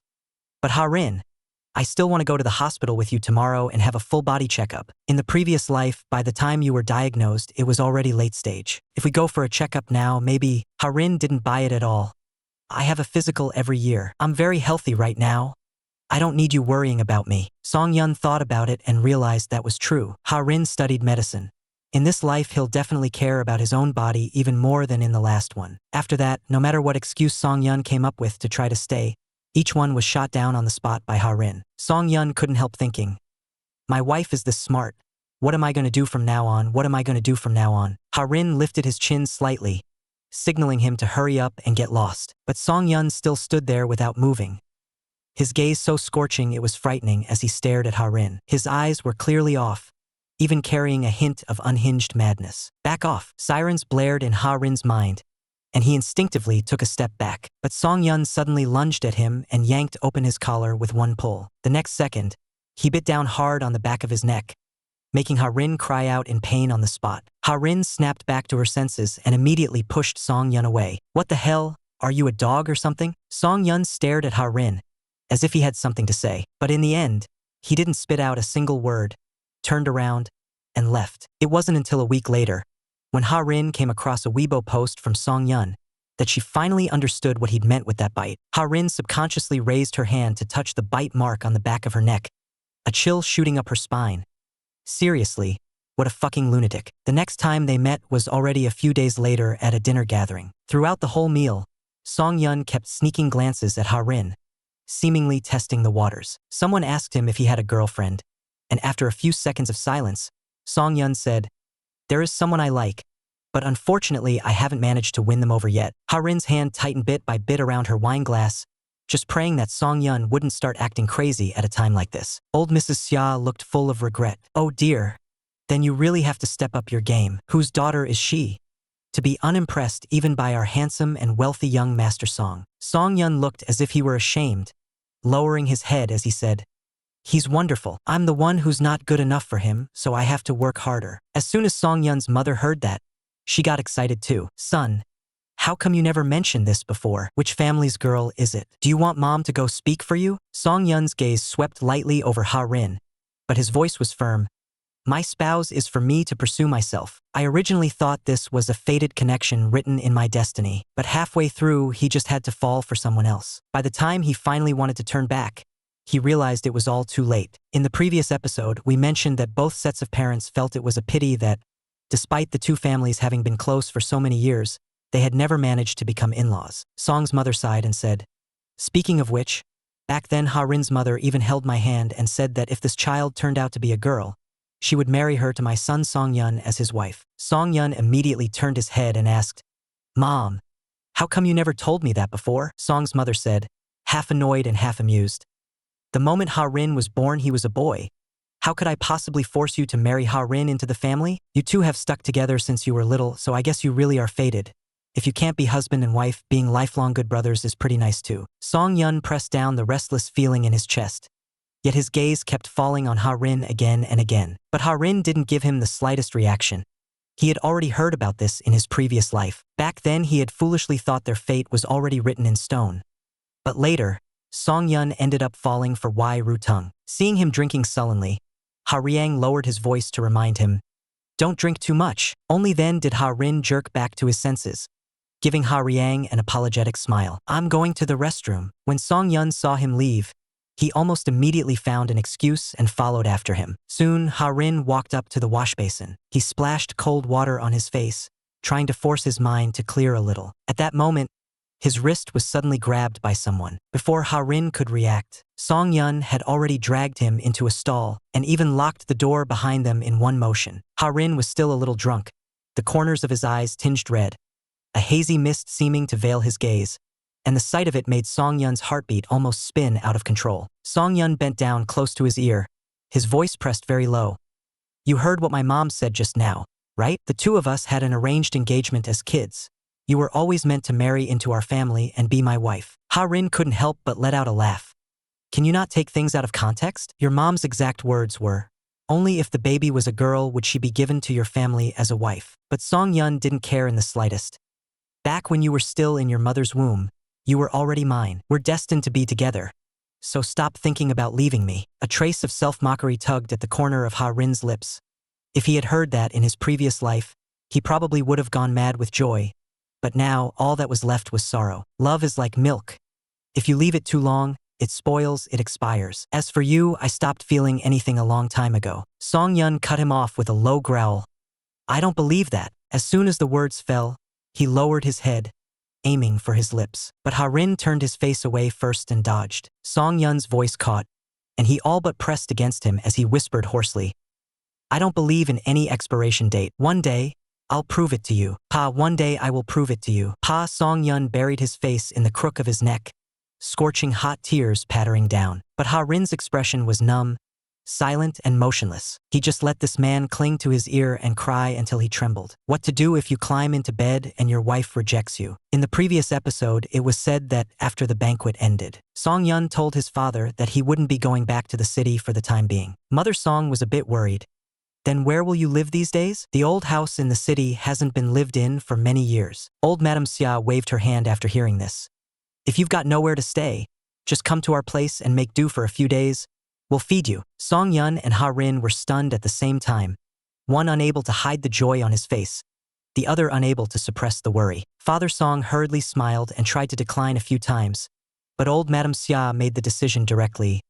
"What's with the politeness? Tonight, just let Song-yun squeeze in with little Lin in his room." As soon as Ha-rin heard that, his face changed instantly, and he had just opened his mouth to refuse. But Song-yun dashed over in one stride and hugged old Madame Xia enthusiastically. "Thank you, Grandma. Grandma, I love you." Ha-rin gritted his teeth and shot Song-yun a vicious glare. Right in front of Grandma. He couldn't leave the old lady with no way to step down. This man was really a dog. Nighttime in Ha-rin's room, Song-yun finished laying out the bedding and lay directly on the floor. He tossed and turned, unable to fall asleep no matter what. Song-yun sat up and first probed, asking, "Ha-rin, are you asleep?" He climbed up to the edge of the bed using both his hands and feet, then pressed his voice down and asked, "Can I get in bed and sleep?" A muffled voice came from under the covers. "Get back on the floor and stay put." Song-yun still wouldn't give up. "The bed is so big. Why do I have to sleep on the floor?" He had just lifted his hand, about to flip the covers. Ha-rin suddenly sat up. "Song-yun, Do you know why I still let you into the room in the end? Song-yun froze for a moment. Why? Ha-rin's face was so dark it was terrifying. Because I put a throwing knife under my pillow. If you dare mess around again, I'll chop you with one stroke. Song-yun broke out in a cold sweat on the spot. He immediately surrendered and quickly retreated to the side of the bed. Calm down. Let's talk this out. Ha-rin couldn't help yelling at him. I want to talk it out too, but search your conscience. Have you ever been reasonable? Before the words had even fallen, the room suddenly shook. Song-yun lost his balance and his whole body fell straight down, his head knocking against the corner of the bed with a thud. The pain made him bare his teeth and grimace in an instant. He didn't have time to care about the pain. He immediately scrambled up, grabbed Ha-rin's arm, and rushed for the door. Hurry! Come out with me. It's an earthquake. But Ha-rin just sat there in a daze, not moving at all. You can feel it? Song-yun pointed at the bump already swelling on his forehead. It was so obvious. How could he not feel it? Look at how badly I just fell. Ha-rin calmly shook off his hand. This isn't an earthquake. Now it was Song-yun's turn to be stunned. Jama's heart slowly began to move. Unable to sleep until dawn, Song-yun came to school with a pair of very dark eye bags. As soon as he entered the classroom, he saw Ha-rin leaning by the window, which made that person look even paler and colder, clean and delicate. For a moment, Song-yun felt a stab of regret. Looking at it now, Ha-rin was no longer the way he was in his memories. He seemed taller, thinner than before, and more attractive as well. In the air, an indescribable trace of awkwardness slowly spread out. He took a deep breath. Ha-rin, let's talk. How could I possibly fuss with a drunk? Song-yun was stunned for a second. Then why did you block me? You at least have to give me a reason. Ha-rin didn't even lift his head. But once again, Ha-rin cut him off. Birds of a feather flock together. People group with their kind. He felt a little unconvinced and had originally wanted to explain a bit more. Ju Swo felt very wronged. The eldest son-in-law had only asked her to step out for a moment. He hadn't said he wanted to talk to her. The moment for that conversation had already passed, and the two of them could only stop for now. Ryu Chuan stared at his phone. So focused it was as if he couldn't hear anything around him. The boy personally saw In-ma and his white moonlight kissing. He almost instinctively turned around and ran. Fate, this kind of thing is truly ironic. Song-yun scratched the back of his head somewhat awkwardly. Many people said he was good-looking, but they even solemnly compared him to the peerless bottom in boys' love novels. That cold and sharp-tongued guy. Some people online say that kissing someone of the same sex is no big deal, so he agreed. Song-yun was a bit impatient and took advantage of the moment when there happened to be no one in the classroom. Wai Rutung still wasn't at ease and lifted his eyes to scan the room again. He closed his eyes and directly leaned in for the kiss. Wai Rutung felt as if he had been heavily struck, his whole body frozen in place. Hadn't they just finished running laps? Ha-rin didn't give him any time to sort out his thoughts. Only then did Wai Rutung breathe a sigh of relief. Then Ha-rin went all out and started chasing him. As for Wai Rutung, Song-yun also gradually lost that initial flutter of their first meeting. When the white moonlight got angry, Ming and In-ma simply went with the flow and got together. Wai Rutung nodded, set his tray down steadily, and sat diagonally across from Ha-rin. Ha-rin weighed his words for a while before finally speaking. Wai Rutung hadn't expected that. As soon as he opened his mouth, this would be what he asked. Why ask that? The surroundings suddenly grew quiet. So quiet it felt as if this line of conversation were about to end right here. But Ha-rin suddenly went on. Since you're together now, that would only make Ha-rin look down on him even more. Wai Rutung turned his head back and smiled brightly. You don't need to worry about that. That night, after evening self-study ended, Song-yun froze for half a second. Ha-rin sent Ju Swo away. Song-yun was struggling over whether to speak first and break this silence. But isn't this path exactly that little road Ha-rin has always taken her along? Jean. Ha-rin continued helplessly. Are you sure you like men? Ha-rin stopped walking, turned his head to look at her.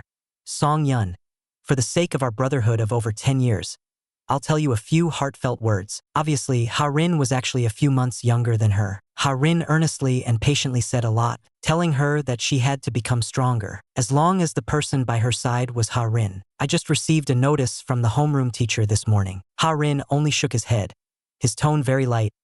Song-yun, we're destined never to go back to how things were before. Song-yun wanted to open her mouth and call out to him, but it was as if she suddenly lost control and took that beloved mountain bike. Song-yun slammed it hard onto the ground. So upset it was as if she were about to burst out of the screen. Ha-rin didn't say a final goodbye to Song-yun and went straight to the advanced class. Back when the three of them played together, they were really happy. He couldn't hold back and asked again, Tell me, How has Song-yun been doing lately? That 1 meter 50 tall Song-yun. What would she be like if she really got serious? He hesitated for quite a while and still asked, then what about him and why Rutung? Now he can already say a few more words to Song-yun. Ha-rin was stunned for a moment. You mean, team up to play a game together? Ju Swo thought about it. Ever since you changed classes, if in this life Song-yun could show a bit more drive, maybe he could get into a better university. He suddenly felt that he was worrying himself sick for nothing. Once again, Song-yun achieved what he called a miracle. With his current ranking, getting into the advanced class was only a matter of time. But Ju Swo told him that Song-yun had refused to go to the advanced class, an unfamiliar number, yet it stubbornly kept calling again and again. Ha-rin had no choice but to pick up. He heard the other person lower their voice and say, "Happy birthday." It was a voice so familiar it could not be more familiar. Ha-rin's chest suddenly tightened hard, as if something had pressed down on it. Song-yun. His number was still lying on Ha-rin's blacklist to this day. The call from the person who had tied his heart